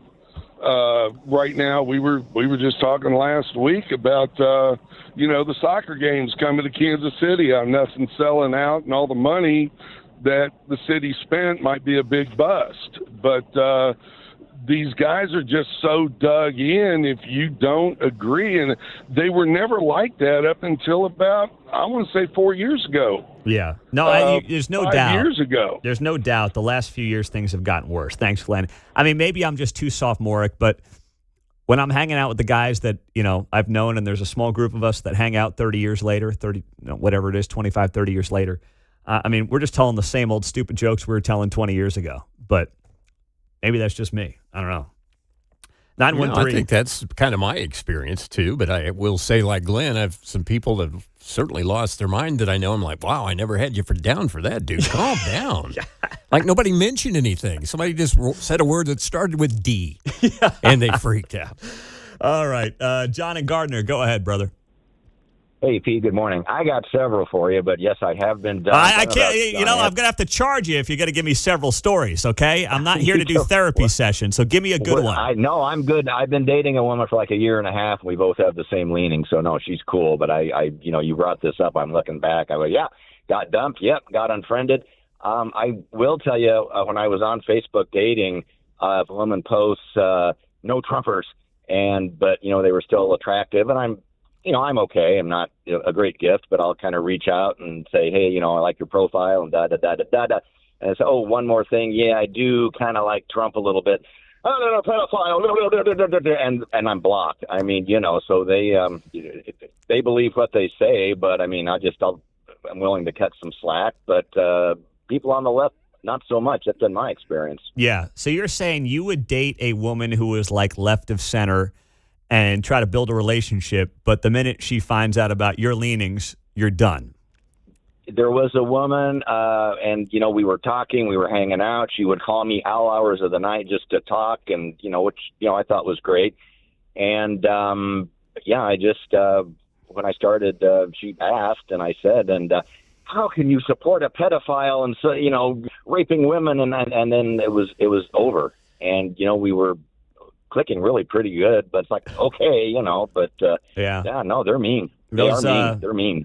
Those good looks are only going to get you so far, John. I guess. All right. But anyway, I'm doing okay now. But right. Yeah, there we are. Hang in there, brother. Invoice is coming your way, doing okay? All right. Love your show, man, very much. I'm a big fan. Thank you, John. I appreciate that. He may not like it as much when I send him the invoice for therapy. All right, Jeff and Shawnee, what's up, Jeff?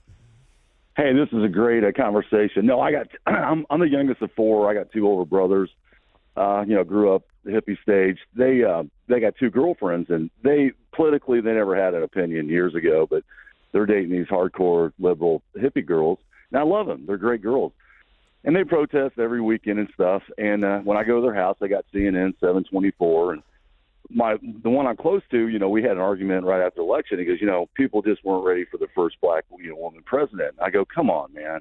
Come on. And we kind of got in a heated discussion. And I said, look, at the end of the day, I go, I love you, man. And I said, I love all you Democrats, but I'm not going to sit here and argue with you and get your blood pressure up and my blood pressure up. But the people in Washington, D.C.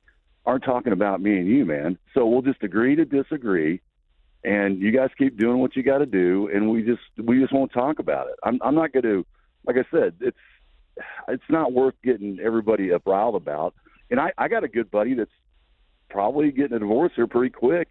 And ever since COVID, his wife is totally anti-white guy, and they can't live together no more. She's totally, Trump derangement, and they're getting a divorce, And he's a white guy?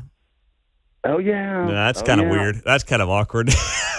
No, she's totally against Trump and this I whole know. thing. And that's nuts. Yeah. I mean, it's really sad. it's sad. It's disturbing that people are letting it get to this point. I appreciate it, Jeff. But, I think also people are replacing – there's really a third thing going on here as well, I think. One, it's the political division that, listen, I'm not going to sugarcoat it. Trump hasn't helped it at all, but didn't start with him. It really predates him. Trump is, in many ways, here and in the role he's been in American politics for the last 10 years because of what happened prior to him and the divisive nature of President Obama. You have social media. Everybody's tougher behind the keyboard. And then you also have people replacing their faith with politics. Like, you can be passionate about politics, but it shouldn't be your religion. No politician should be put on a pedestal. I think that the left does it more than the right, but trust me, there are people on the right who their faith is MAGA. And I think that is wildly unhealthy and is not beneficial to the culture or society. There's still politicians that work for us. There's still politicians that screw up on a regular basis. And yes, one party is not nearly as bad as the other, in my opinion, but it's far from perfect. And that's part of how we've gotten here to begin with. Speaking of that, and great conversation. Everybody who called in is getting a bill from me because that was like a little therapy there is what it was. Coming up next, there is an investigation that was just announced this morning. Important, needs to happen. People are going to be watching it across the aisle. I'll tell you what it is next.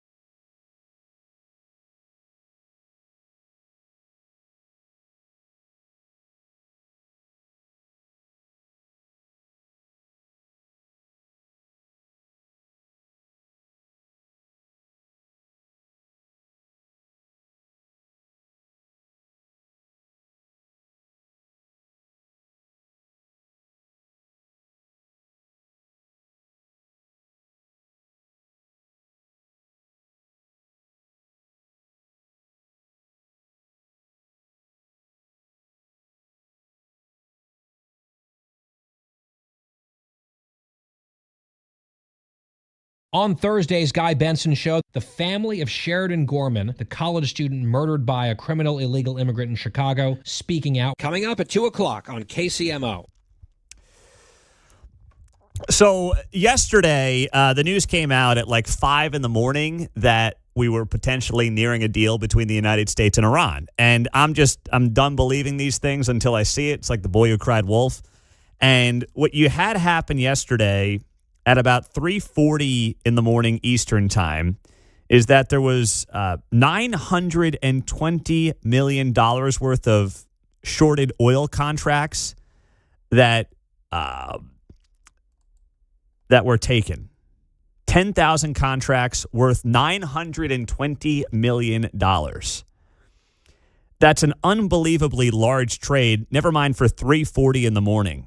And 70 minutes later, Axios reports the U.S. is close to a memorandum of understanding to end the Iran war.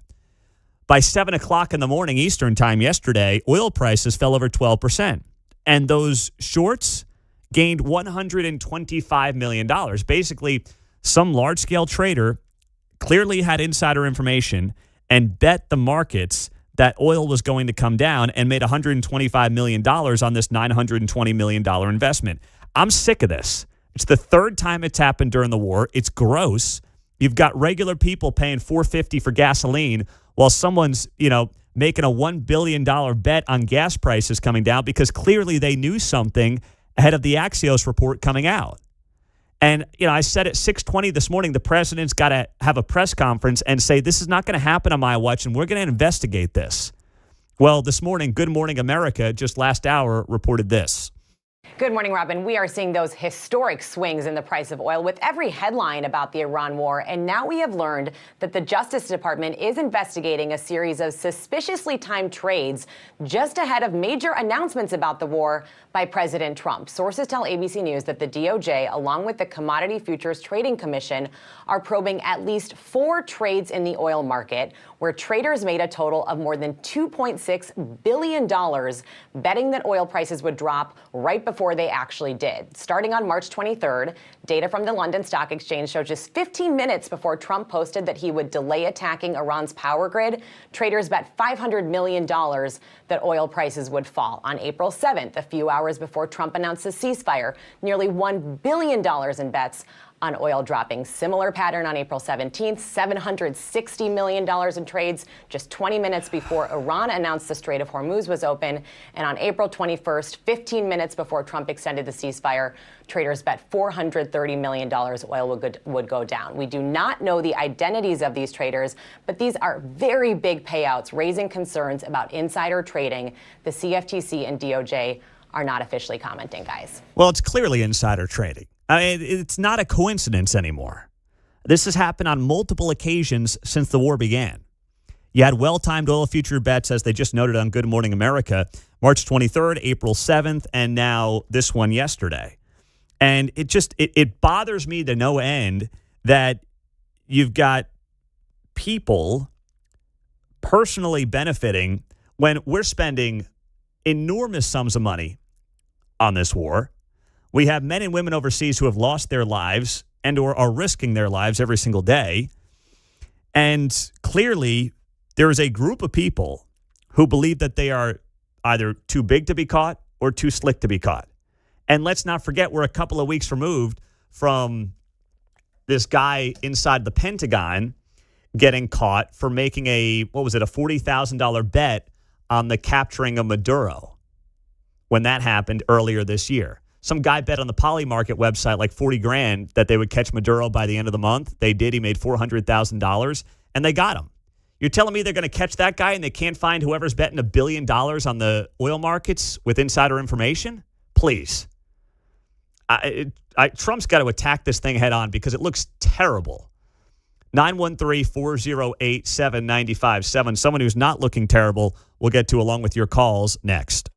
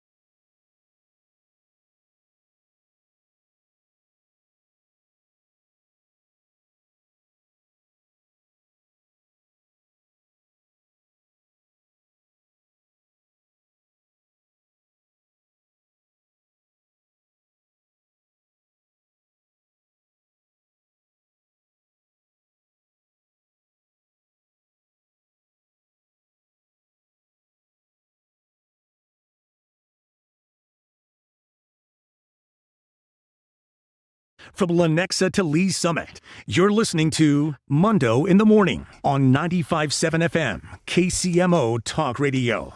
We are 10 minutes away from our Ask Mundo Anything segment. Whatever you want to ask, you can do that coming up here in 10 minutes on KCMO Talk Radio. Have some fun with that to wrap up the 8 o'clock hour. So yesterday I played a clip for you from, it was the Secretary of State, Marco Rubio. He did the press conference in the White House press briefing on, I guess that would have been Tuesday, and he did a great job.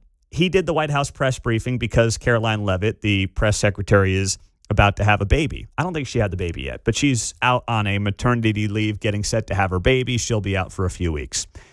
So what they're going to do is they're going to rotate in people from the administration to handle some of these press conferences, and I think that's great.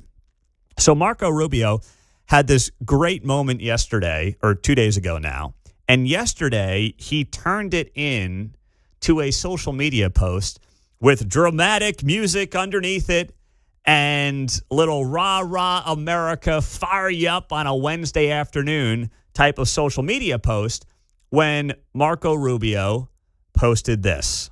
I ask you, what is your hope for America at a time such as this? My hope for America? My hope for America is what it's always been. I think it's the hope I hope we all share.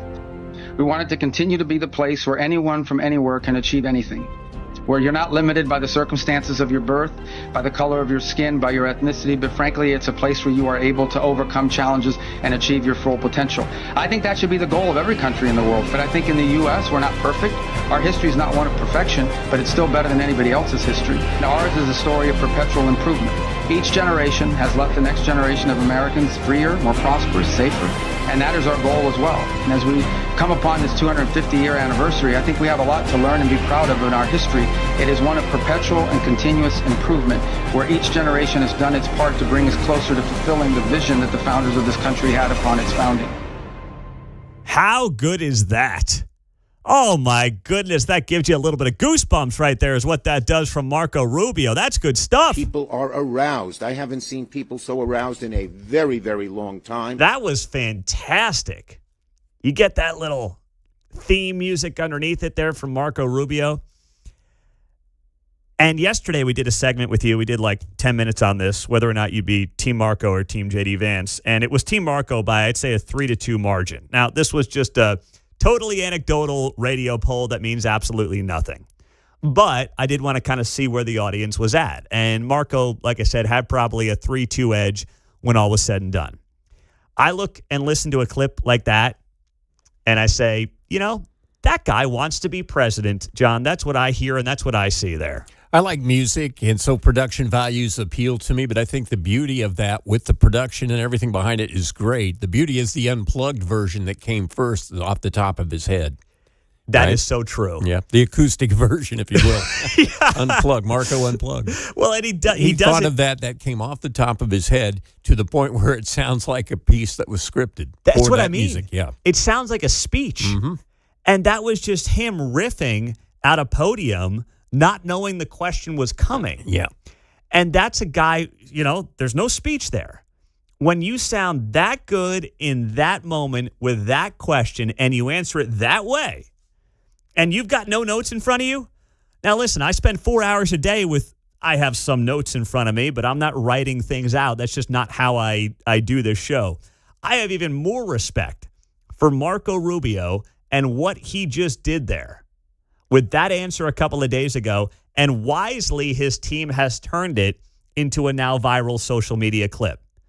And I don't think they're doing that because Marco's just, you know, really loving his time and wants nothing more than to be Secretary of State. Not that he's not enjoying his job, but you don't turn that into that kind of a piece unless you've got political aspirations beyond the role that you're currently in. So I thought that was fantastic yesterday from Marco Rubio, and it was a job well done. Now, yesterday, job poorly done here in Kansas City by Hawaiian Bros. Mark, you should have seen the text from Mark. I can't even share them on the air. They're not FCC compliant. He was just, he was beside himself yesterday. I'm getting pissed now. Mark was not having it when Hawaiian Bros announced that they are no longer giving out free plates of food on days when the Royals score more than 6 runs at home. Not having any of it.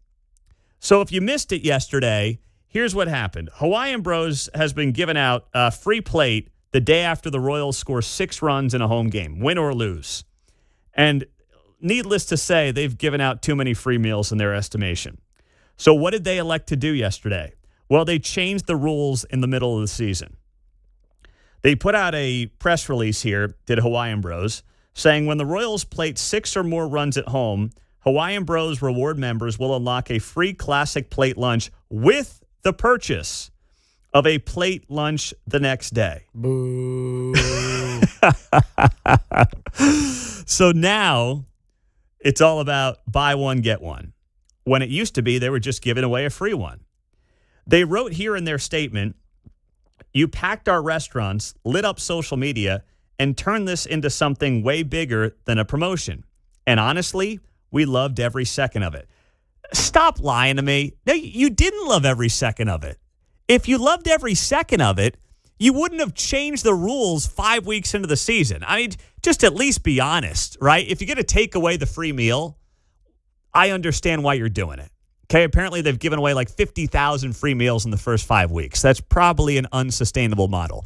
But be mad at your marketing team and don't tell, the people that are getting the free meals, hey, we love this, guys, but, we just can't do it anymore. Sorry. The CEO probably loved it. The employees probably not so much. Well, the employees didn't love it. Who knows if the CEO loved it? I mean, maybe you're right. I don't know if the CEO loved it, Mark. I just know this much. The marketing people clearly are not baseball fans and had no idea what they were signing up for. Not a clue. I'm sure the Royals were like, you sure you want to do this? And they were like, oh, yeah, no, it'll be great. Royals, it's like sporting, maybe you get 2, 3 a game. Yeah. Yeah. Soccer goals, maybe. Rarely get 6 there.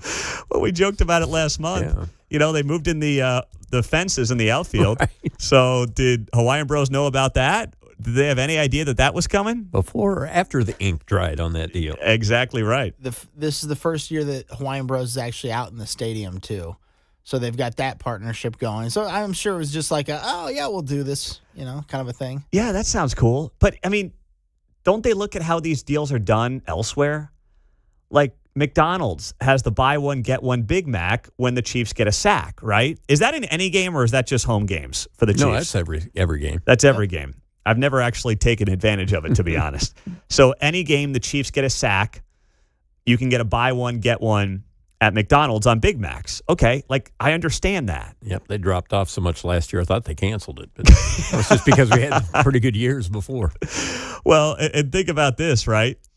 Could you imagine if McDonald's just did a free Big Mac for anybody the day after a Chiefs got a sack? Exactly. Gee, could you imagine the lines at the McDonald's around Kansas City? And the billion serve sign out front is spinning. Yes, it would be unbelievable. It'd be out of control. So it really never made a lot of sense that Hawaiian Bros was doing this. But if you're going to do it and then you're going to cancel it, don't tell us how much fun you had. Please just don't lie about it and be like, we were having a great time. This was awesome. We loved it. But we're not doing it 5 weeks into the season. I think on Mark's observation, I'd have been a little more sympathetic saying, man, you guys beat up our employees. Yes. Yes. Oh, yeah, geez. Yes. Have a little sympathy for the guy serving you something. Just take that approach. Yeah. Say, our employees were totally overwhelmed. We love how passionate you guys are. We just couldn't sustain it. But don't say, this was awesome, man. We had a great time doing it. We just have to backtrack on it now. That's just once again, it's bad marketing on top of bad marketing. What they love is the number of people that signed up for their rewards and app over the last 2 weeks. That's what they love, and they probably will have those people forever. Oh, yeah. They just won't use it as much, but they still have those people they can target. Yeah, maybe this was always the plan then. Maybe it was 3D chess. Yes, the old bait and switch. How many free meals did you get, Mark? Between our whole family, 15 free plates, I'd say. All right, well, should have been more. Should have been more. I was thinking about this actually later this summer. I mean, we won't go back, obviously, as much. We might go back once again for the buy one, get one free, but it's not going to be a weekly thing. No, it's not. It's not. It's too bad. All right. We don't taste that good. Now everyone's turning on Hawaiian Bros. Don't do it.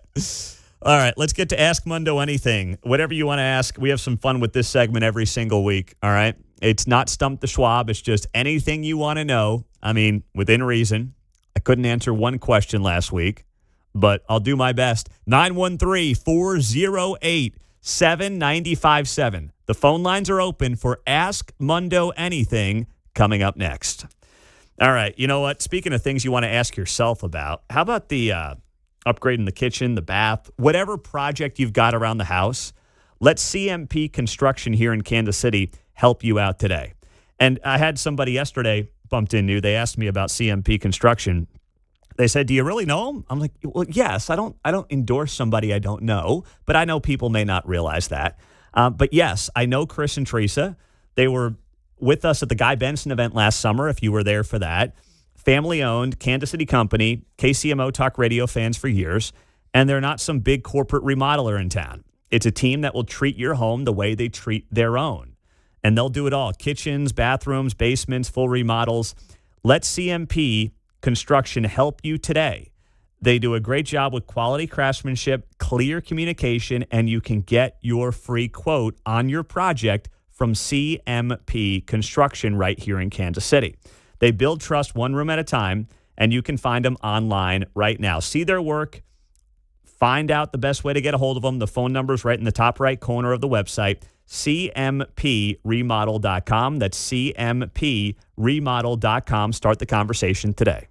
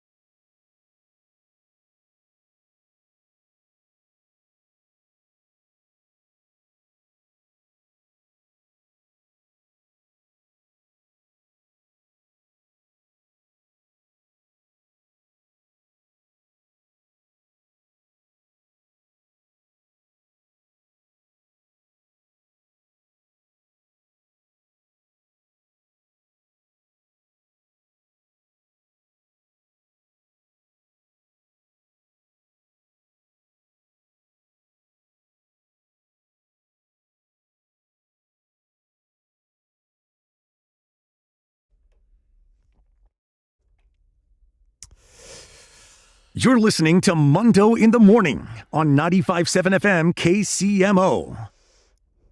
It is that time of the week on KCMO Talk Radio 95.7 FM. Let's rock and roll and do it here. It's time to Ask Mundo Anything on 95.7 FM KCMO Talk Radio. 913-408-7957. That is how you join us for Ask Mundo Anything. Phones are open. John and Mark will get you right on the show here. 913-408-7957. Line them up, and let's start off with Paul in Lansing. Paul, go ahead. Thanks for taking my call, Pete. My question is about the transgender bathroom ban bill in Kansas that was recently added on. When I ask my Republican friends why they support it, the examples are always one way. They don't want men in bathrooms with their daughters, which I understand. I got 3 daughters just like you, Pete.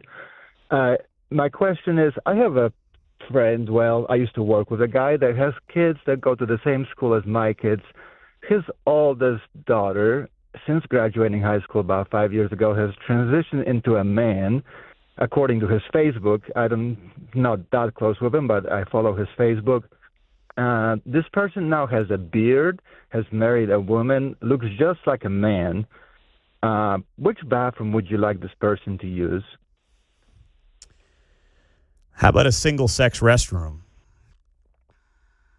Okay, what if one isn't available and there's only men and women bathrooms? There's only men and women's bathrooms, and this is a female transitioning into a male. Is that correct? Correct. I don't know at what stage they transition. I'm not that close with it. I know this person has a beard, and if you pass this person on the street, you would assume this is a man. They're a biological female. They should go into the female room. And if you saw a person with a beard walking into a female bathroom, you would just be like, well, I guess this is a female, right? I mean, listen, I'm a believer in using the bathroom of whatever your biological sex is. And, yeah, I mean, that person's still a female. That's how God made them. So I would have them use the women's room if there was no other option. I was just wondering about your opinion on that. I appreciate it, Pete. No, listen, I just think you got to keep it that simple. I appreciate it. I know it's not, some gotcha question here, clearly. So I'm just... If you start saying, well, if they have a beard, well, how big's the beard? Like, how long's the beard? And in the end, if they were a guy without a beard, would I feel differently? See, the beard can't be the thing that makes you decide one way or the other, right? Can't be like, well, they've got X amount of facial hair, so I'm going to say I'll go ahead to the men's room. No. I just think you got to keep it to biological sex. 913-408-7957. All right, that's the way to hop on the show for Ask Mundo Anything. Whatever you want to ask, well, whether it's that or it's this next one, Jim in the Northland, 913-408-7957. Open line for you. Let's go to Jim up north. Jim. Ask Mundo Anything. Go ahead, Jim. Yeah, Pete, this is going to be a little bit more lighthearted. Thank you. I know you play golf, and I want to know what's in Pete Mundo's bag. Golf clubs. Okay, I was going to say outside of cold beer, right? At least one. Okay, well, let's see. Driver, 3-wood. I think it's a 3 hybrid. I haven't looked at the clubs in a while. Driver, 3-wood, 3 hybrid, and then 4-iron to sand wedge and a putter. So what manufacturer are they? What brand are they? Callaways. They're old school, man. They're X20s. So if you're a diehard golfer, okay. they're probably, I think they were a gift for my 21st birthday, which is going back 17 years now.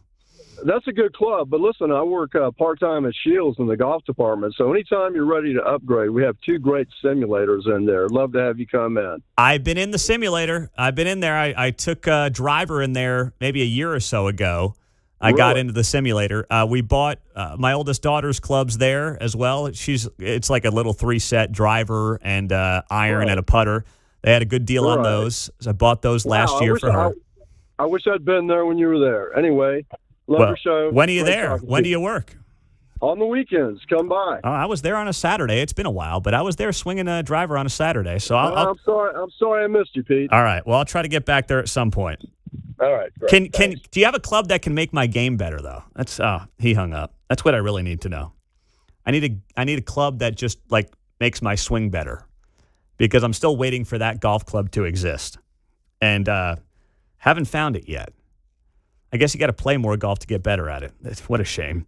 913-408-7957. That's the text line. That's the studio line here on KCMO Talk Radio. Let's do it and continue on with you. 913-408-7957. Steve in Lansing. Ask Mundo anything. What's up, Steve? Pete, good morning. Who have you had on your show that you will never ask back?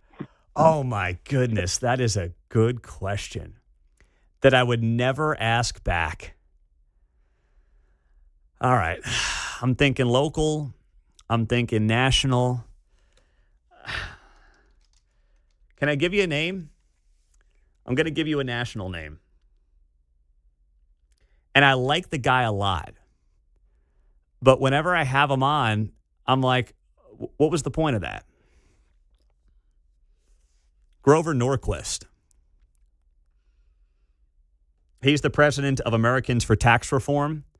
I love their stuff, and they have really good people in the organization. But every time he comes on, he's all over the map. He's all over the place. And I've had him on probably 2, 3, 4, 5, probably more times over the years. It's been a couple of years because I kind of put a self-imposed ban. I get pitched a lot of different people, obviously. And, there are companies that pitch people to you on topic X, Y, or Z. And that one right there, I'm always like, I should get Grover on. He's great. And then I'm always like, wait, no. Remember what happened last time. You got to remember what happened last time somebody was on the show, and it just didn't go well. So there's a name. It's nothing personal. I like him. I think he does great work. I think he's good when I see him on TV. But for some reason, I get the guy on the radio, and it's like all over the place. Bro, you gotta take these thoughts and you gotta consolidate them down a little bit for me here. So that's one nationally. I don't, locally, I've had some city council members on and county folks on from around the region, and I'm like, yeah, won't do that again. But I can't think of one specifically that comes to mind where I'm like, that person is never coming on the show again because of X, Y, and Z. Like even a guy like Manny Abarca, I don't, agree with really anything he says, but at least when he's on the show, he gives me something to work with and ticks off a portion of the audience. So I got that going for me. But, I can't think of anyone locally off the top of my head, John. Nothing like doing a show on conversation saying, I don't want a conversation, right? We used to have a little ID thing that said, if you haven't heard them on Mundo in the morning, it's simply because they haven't responded to our invitation, right? It's not like we exclude people per se on a party basis or anything like that. Can I get Sharice Davids on soon, please? We try. All right, Ask Mundo Anything is all wrapped up. Coming up, the police chief in Kansas City, Missouri, Stacey Graves, a big memorial happening today. Next.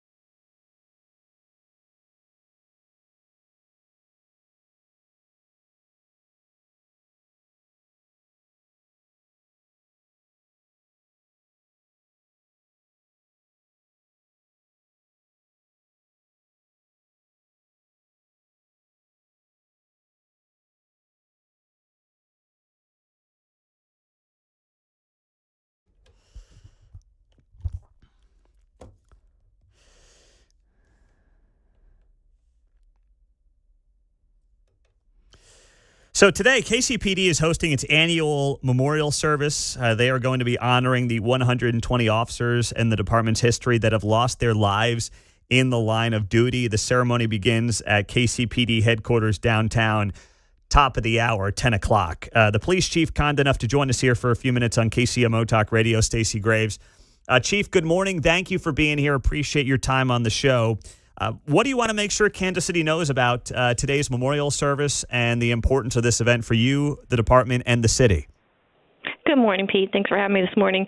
The purpose of the memorial service today is to honor those fallen officers, the 120 Kansas City, Missouri police officers who have given their life in service here in our city.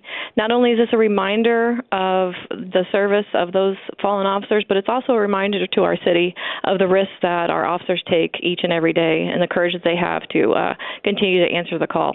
So is this open to the public today? Anybody can show up? Yes, this is open to the public. We do it right in front of police headquarters. Thank goodness we have really nice weather today. So there's been some times where we've had rain backups, but today it's sunny, it's cool, and all of our folks are ready to go. And it looks beautiful in front of police headquarters with American flags, the wreaths, and always our standing statue with the 120 names of our fallen officers inscribed. I apologize for my ignorance on this, but is it always on May 7th every year, or is it a moving date? It's a moving date. It's usually on the second or the third week of May, and it coincides with National Police Week in Washington, D.C., that is also honoring all of those American law enforcement officers who have given their life in service. Well, you've obviously spent a career in this. Your husband has as well. We know what this town and the country really has been through the last 5, 6, 7 years when it comes to policing. Do you feel like the tide is starting to turn, 6 years after, almost to the day, this city and, frankly, the country was in this massive, defund the police movement? Do I think that the tide has changed? I think the support for law enforcement is growing. I think it continues to grow. And we will always be telling our story about the service that we provide the people of not only Kansas City, but our country, standing in between peace and chaos. Mm-hmm. And is that something that you're starting to see now with recruiting numbers as well, starting to tick back up? Yes, absolutely. We had our largest academy class in January. We had 50 recruits start the class. That was the largest class we've had since 2007. We just had a class start on May the 4th. Be with them. And we had a smaller class then, but that was just a condensed time period. But we're hoping that our next class that starts in September is going to be another large class. And are you also hopefully one for the books? Yeah, that would be great. Are you also starting to see? I know we had record levels of retirements and people just leaving the department here in 2020, 21, 22. Are you starting to see fewer people leave, or at least the pace slow down for people retiring, which also helps keep numbers up? Yes, I think one year it was 7% we had folks leaving. We lost hundreds of officers, and I would say in between 2020 and 2022. But, we're building back. We're building those numbers. As you can see from the academy class with the 50 officers, we have a lot of young, new officers out there. And I'll tell you, this is not only to the people of Kansas City, but also our retirees and our tenured officers. I'm telling you, this new generation of police officers, they show up.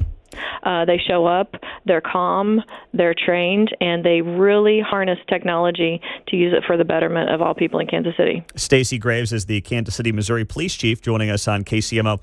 I asked the mayor about this earlier this morning. I got an email from a listener who lives on the west side of town, and he noted there were some teens from outside of Kansas City who were street racing down there, and they banged up a bunch of cars, and it was one big mess over the weekend. I know there's been a focus on this the last couple of years with these street races and sideshows.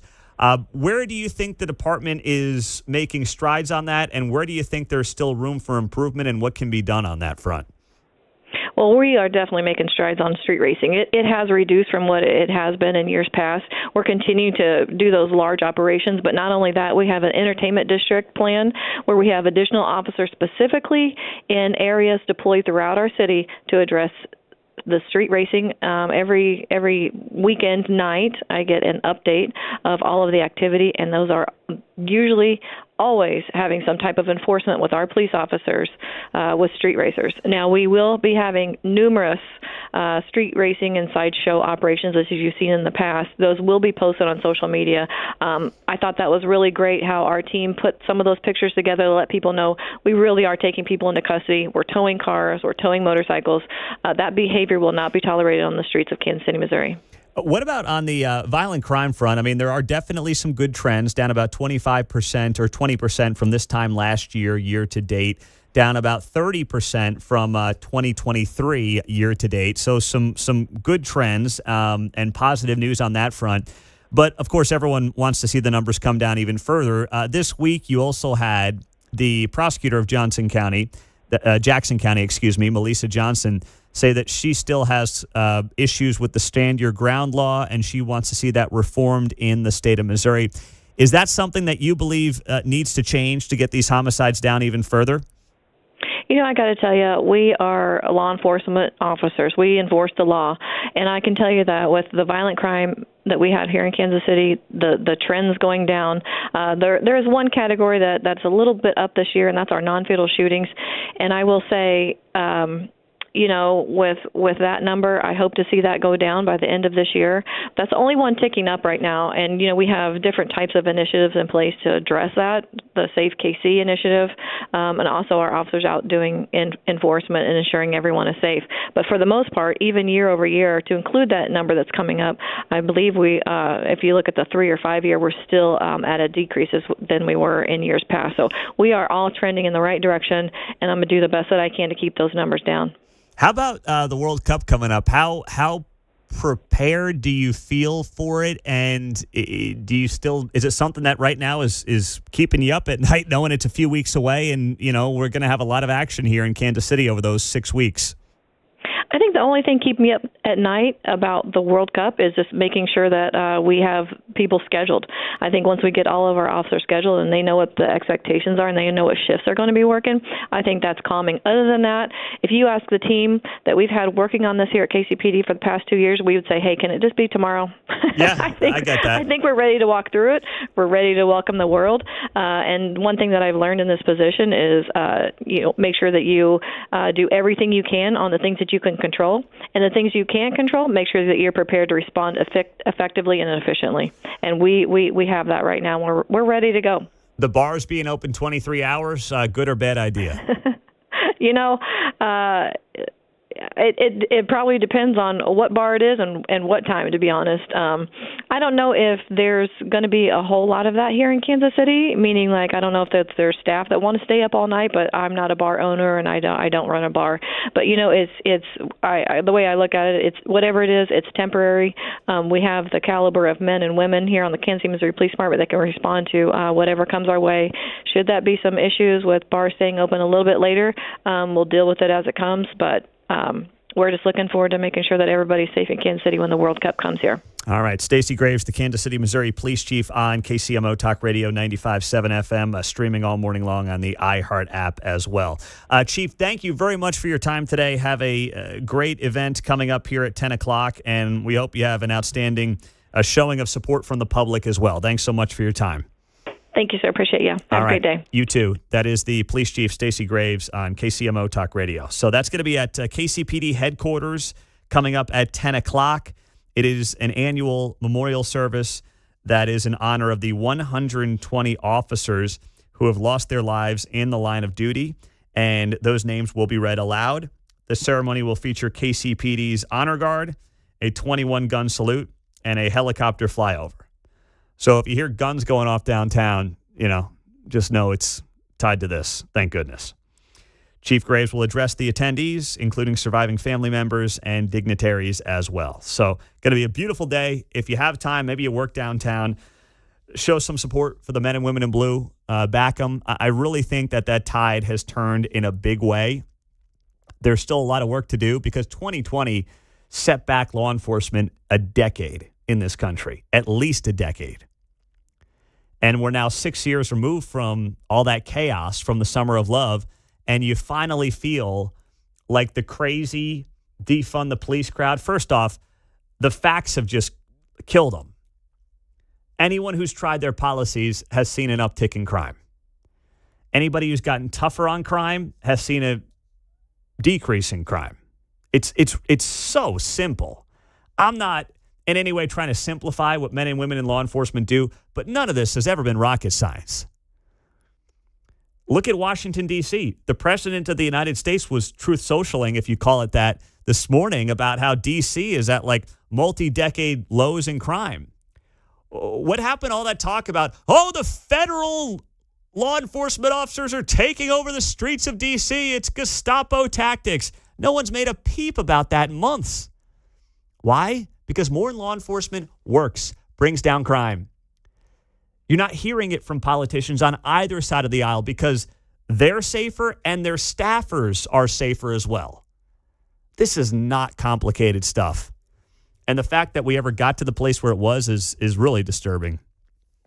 Coming up next here on KCMO Talk Radio, some outstanding news came out of one of our area municipalities last night. I'm so happy for this community. I'll tell you who and why next.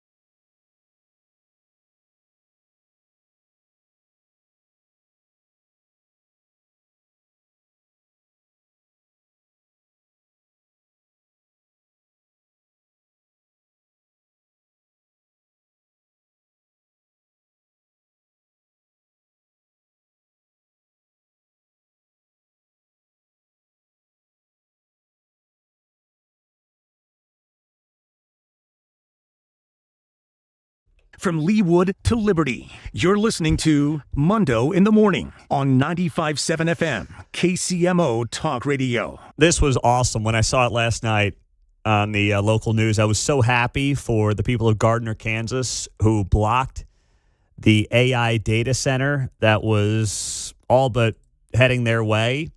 And the city, of course, is taking credit for it, but don't let them fool you. You did this down in Gardner. You got it done. You threw a fit. You said we want no part of this. And as a result, Beale Infrastructure announced it will no longer pursue the development of this project that was supposed to be 16 buildings across roughly 300 acres down there in Gardner. Here's part of the report from KCTV5. Yeah, the city tells me the reason behind not offering incentives was a policy decision related to this specific development, and tells me that no other applications for data centers have been submitted to the city at this time. We spoke to one of the people who helped organize residents against it, and they packed the most recent council meeting earlier this week to speak out against this proposed data center.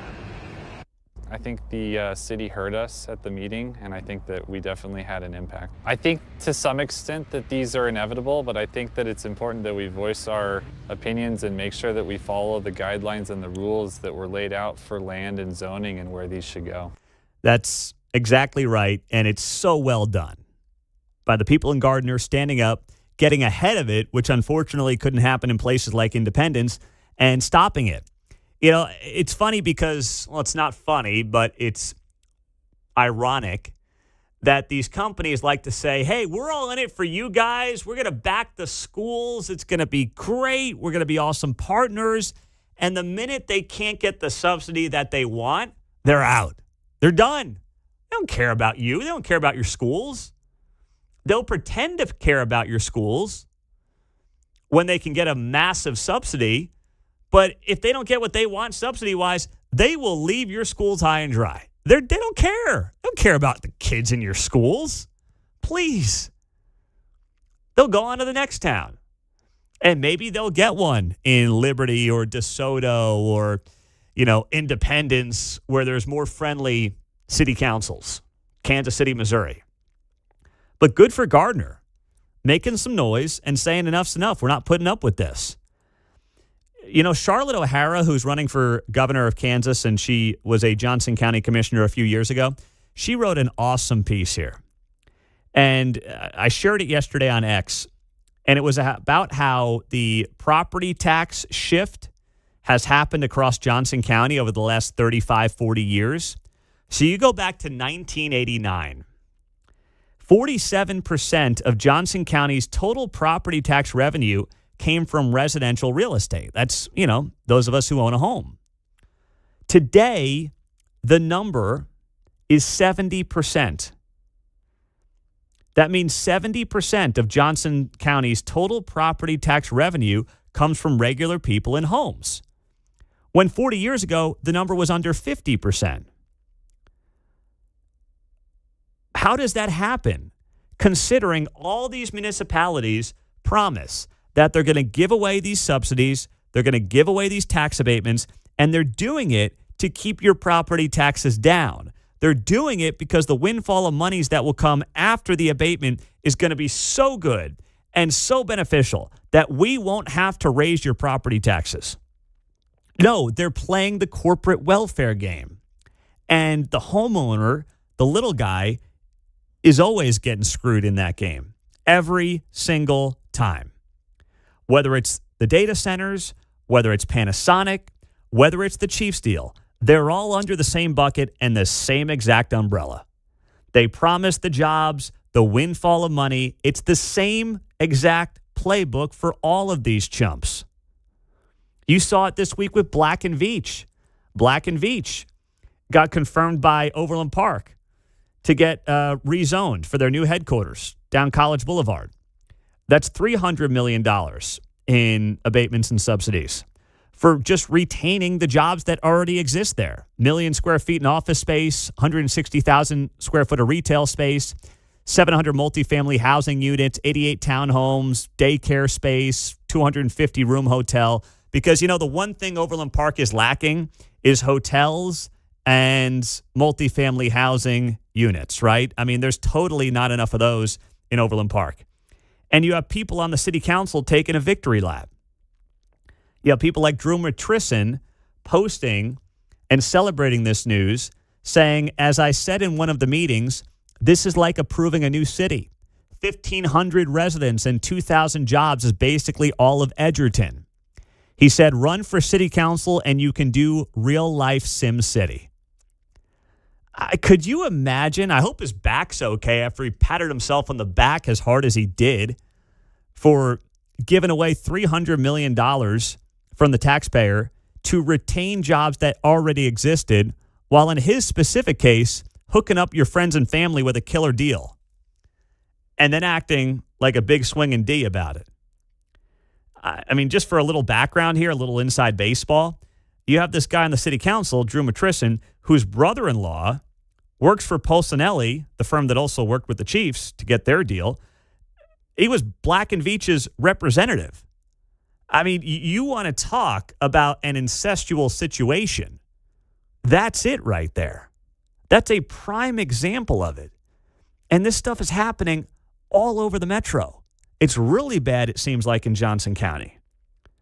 And you have Charlotte O'Hara laying it out and saying, you know, these deals are not working out for you at all. They're not. Keith, go ahead. You're on KCMO. Hey, Pete. All I'm trying to figure out is, why do they need to build anything new? They've got all these vacant buildings that used to be office complex. Why can't they just remodel those and be about that business and not have to ruin the farmers' fields and buy up all this land? And it's just ridiculous to me. Well, listen, you know, they need certain kinds of buildings, and, you know, these data centers are very unique, and, you know, they got to have a lot of land to build these things. I'm not an expert in it, but that much I know, and that's why they want to have relatively cheap land that they can access, and they can put these massive, you know, 100, 200, 300,000 square foot data centers on. So that's what it's about. They just can't reuse old buildings, but I appreciate the question, because, you know, I'm sure a lot of people are asking the same thing. There's just about enough space at I-70 and 435 in 2031. Phil Maybe Lavoda, put one up. Phil Lavoda said no way to a data center there, but we'll see. Caller of the day, and something Mayor Lucas admitted next.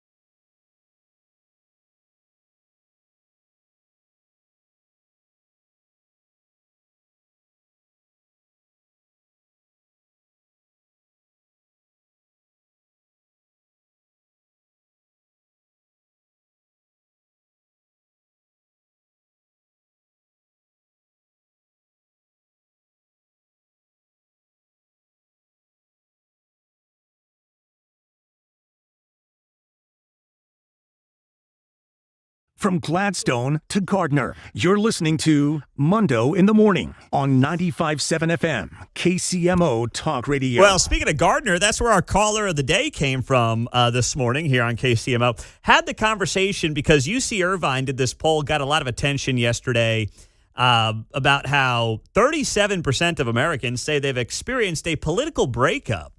That's friends, family, coworkers, romantic partner at some point during their lives. But the numbers are a pretty big gap, depending on which party you identify with. 47% of Democrats say they've experienced a political breakup, but just 29% of Republicans.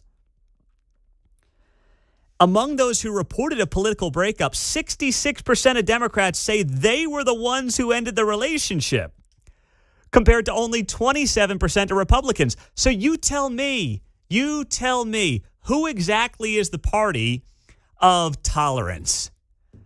It's not the party that's out there breaking up with people, dumping friends, and ditching family members because of their political beliefs. That's not who it is, despite what they want to tell you. Let's roll our caller of the day.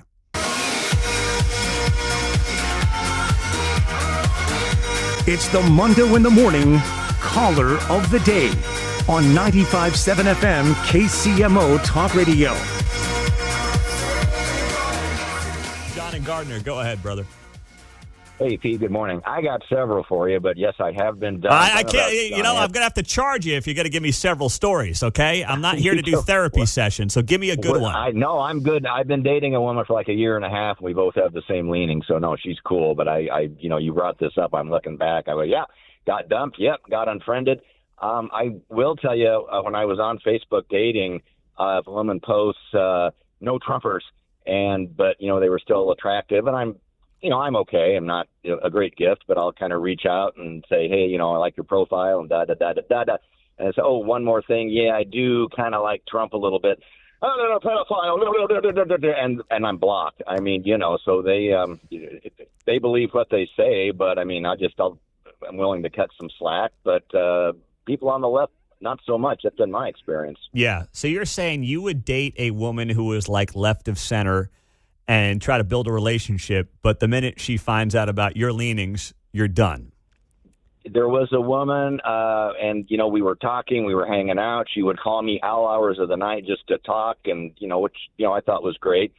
And, I just, when I started, she asked, and I said, how can you support a pedophile and, so, raping women? And then it was over. And, we were clicking really pretty good, but it's like, okay, but no, they're mean. They're mean.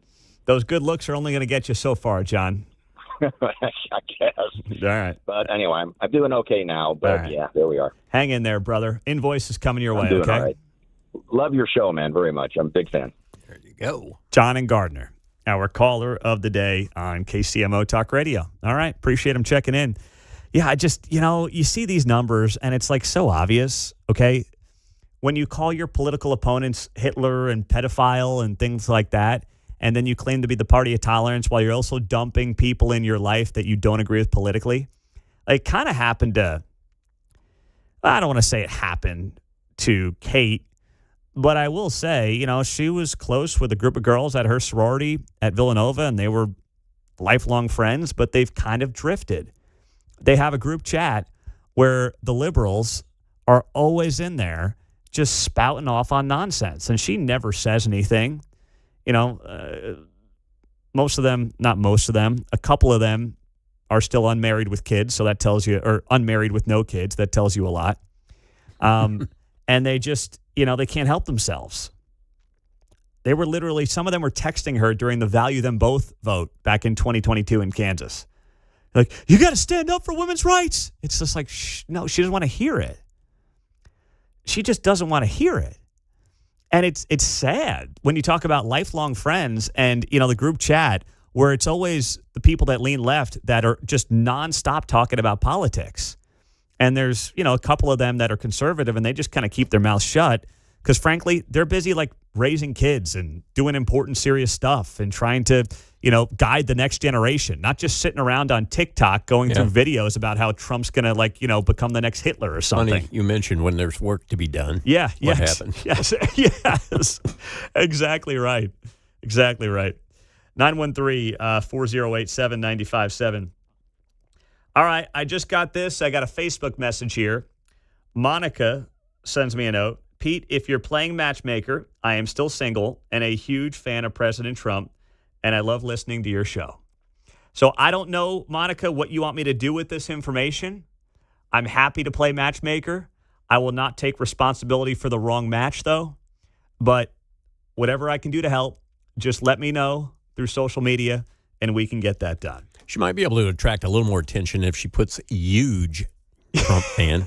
Put a Y on there, Monica. Maybe people will pick up on it. Here's the thing. I really believe if you are a pleasant person, you've got yourself put together, and you happen to lean right as a female, I think that in this environment, you should have guys lining up out the door to date you. Kind of like a lightning bug at night there. Seriously. Kind of easy to pick out. It's just a numbers game, right?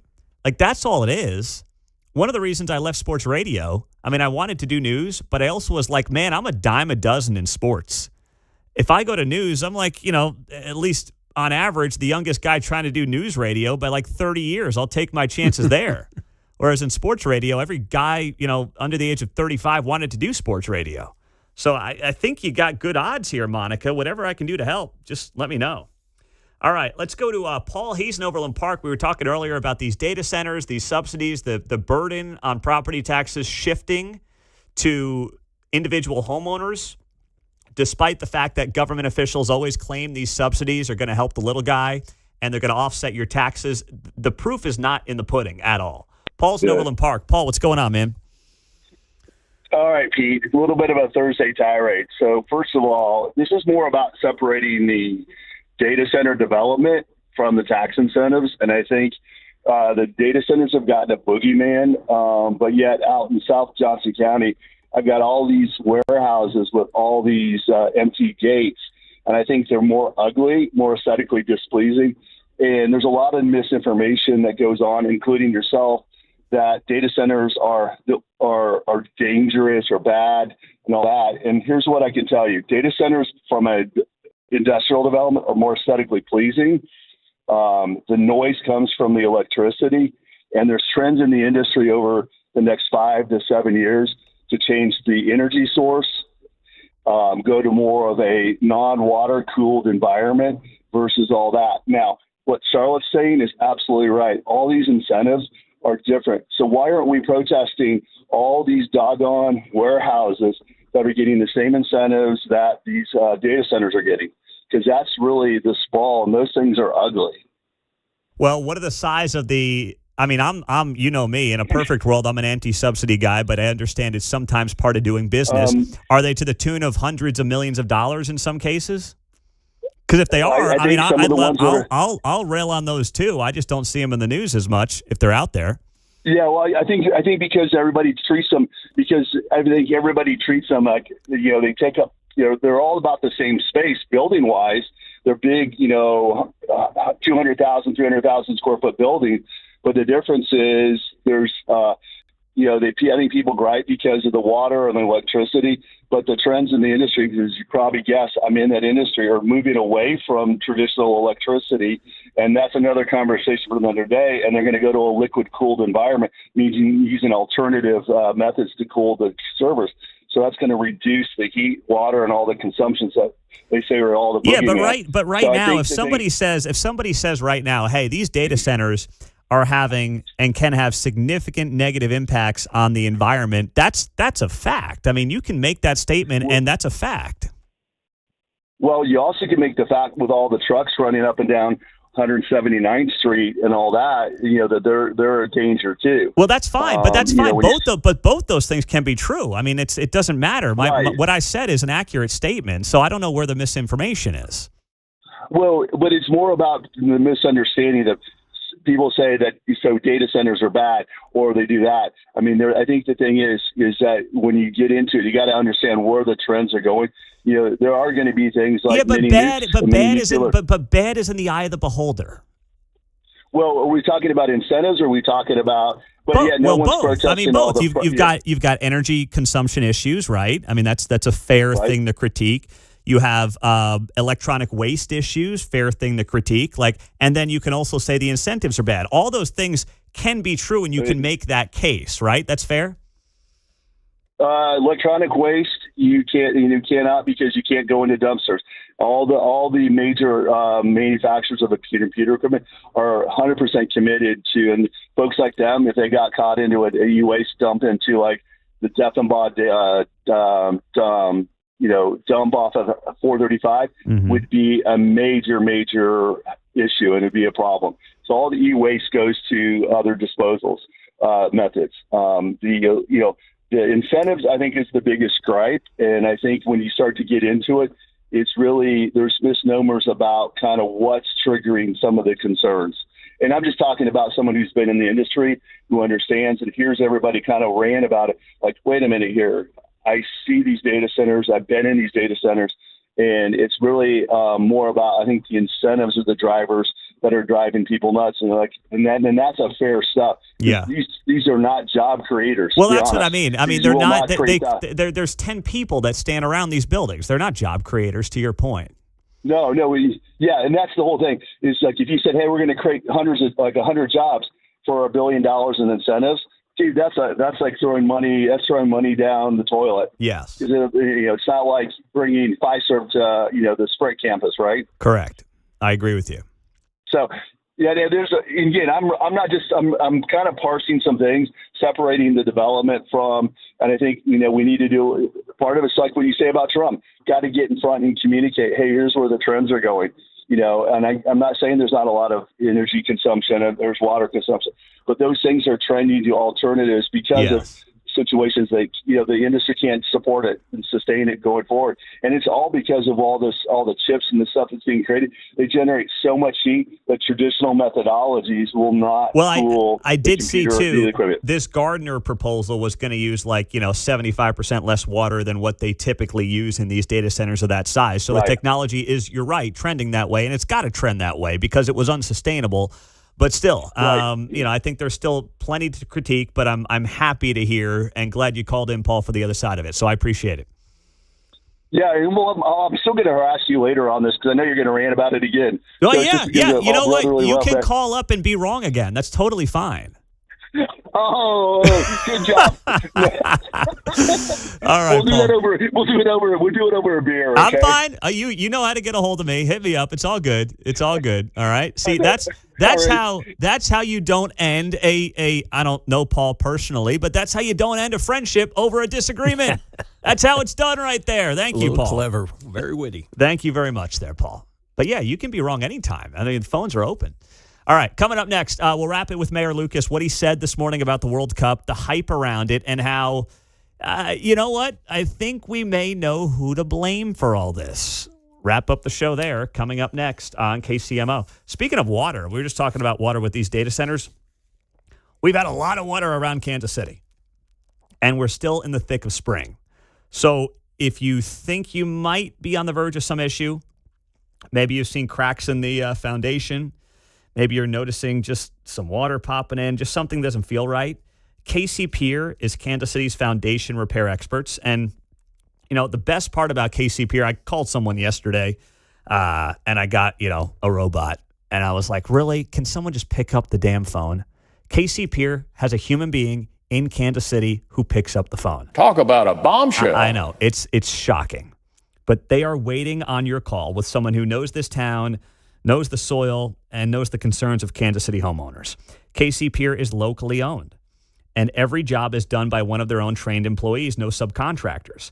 So they want you to know that when it comes to your foundation work with KC Pier, they give you a lifetime transferable warranty, plus 1 and 2 year monitoring visits to make sure your foundation is performing the way it should. I've had them out to my house, and Brian and his team did a tremendous job just analyzing what was okay, what might need some work, and then they give you A, B, C solution options, even options you can just do on your own. So there's no downside. Get KCP out to your house now, protect that home equity, and get that structural consultation today. Don't wait any longer. KC Pier, Kansas City owned and home of the lifetime warranty at kcpier.com.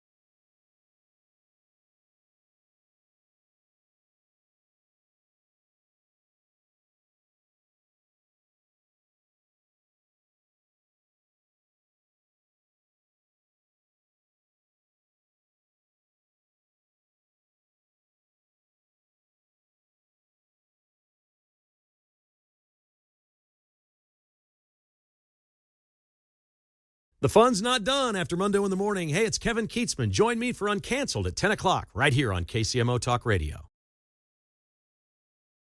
All right, let's wrap it up with Mayor Lucas this morning. He was on the show at 7:30, as he is each and every Thursday morning. And if you missed it, we talked a lot about the World Cup, the fact that it looks like it's not coming close to expectations, And here's just, I thought, the most important answer and admission from the mayor of Kansas City this morning. Is it possible that Kansas Cityans are like, all right, I got to stay away from downtown. I got to stay away from Kansas City. It's going to be a mess all over the place. And that actually could end up hurting the World Cup turnout in some way, because there's kind of been this, oh my gosh, it's going to be gridlock everywhere mentality, when that's maybe not going to be the case. So now you potentially have tourism not at the levels people thought for whatever reason. And then locally, you're just, people are kind of scared. How much does the city and also KC 2026 have to change that narrative? Yeah, I mean, I think we need to change it bigly, as the president might say. I mean, it's if you look at the NFL draft in 2023, which I thought was a huge success, and it was monetarily for the city, for a lot of our hotel partners and others, but there were many who complained, and I think they had a fair one, which was that, we kind of said, this is the security zone, give it space, give it a wide berth. We'll have this many cops. There'll be this much apparatus somewhere nearby, which tells anyone normal to stay away. Whereas as a guy who went downtown for work every day of the NFL draft, so just a few blocks from Union Station where it was all occurring, it was pretty much normal business, just depressed business for coffee shops and others that were nearby, because regular clientele weren't going. And so I do think that we need to share with everyone, no matter where the space is, that, continue to go. So continue to support the great restaurants, businesses, and others. And I would say this, see the World Cup as fundamentally additive to what's going on with your normal routine this summer. I think it's cool. I'm a dad. You're a dad, too.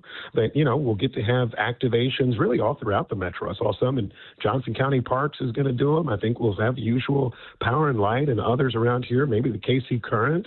And we get a chance to say, hey, kids, for an afternoon, you get a chance to see something special in addition to what already exists. I don't look, what's not going to happen, and maybe this is what has been unclear, is that on one day there will be 650,000 people from Argentina who all of a sudden are just standing in the middle of Main Street and you can't get anywhere. It's going to be a lot more steady over time. We're going to have regular additions to normal life here, and I think that is clearly a message we have to get out. We spend a lot of time talking about this is the biggest event in the history of the world, and maybe that's great, but to me it's actually one of the most special opportunities in the history of Kansas City, and I hope we're able to leverage it. So we went from the whole world's coming here, we've got to spend over $100 million in taxpayer monies to make it happen, to this is awesome for Kansas City, don't miss out. Man, never thought I'd say it, but people like Rahm Emanuel, the former mayor of Chicago, had it right when he said, I'm not playing this game with FIFA and giving him a blank check. I'm just not going to do it. We'll see. Lots going to come out over the next few weeks, but it's not looking good right now. What is looking good is Kevin Keatsman. He's on the other side of the glass, and Uncanceled is next. Have a great day.